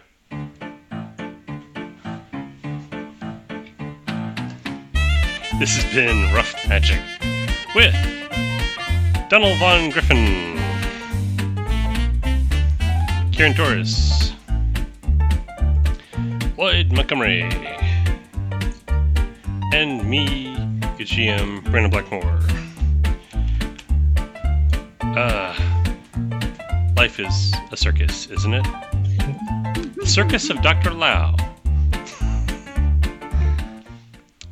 Have a good night.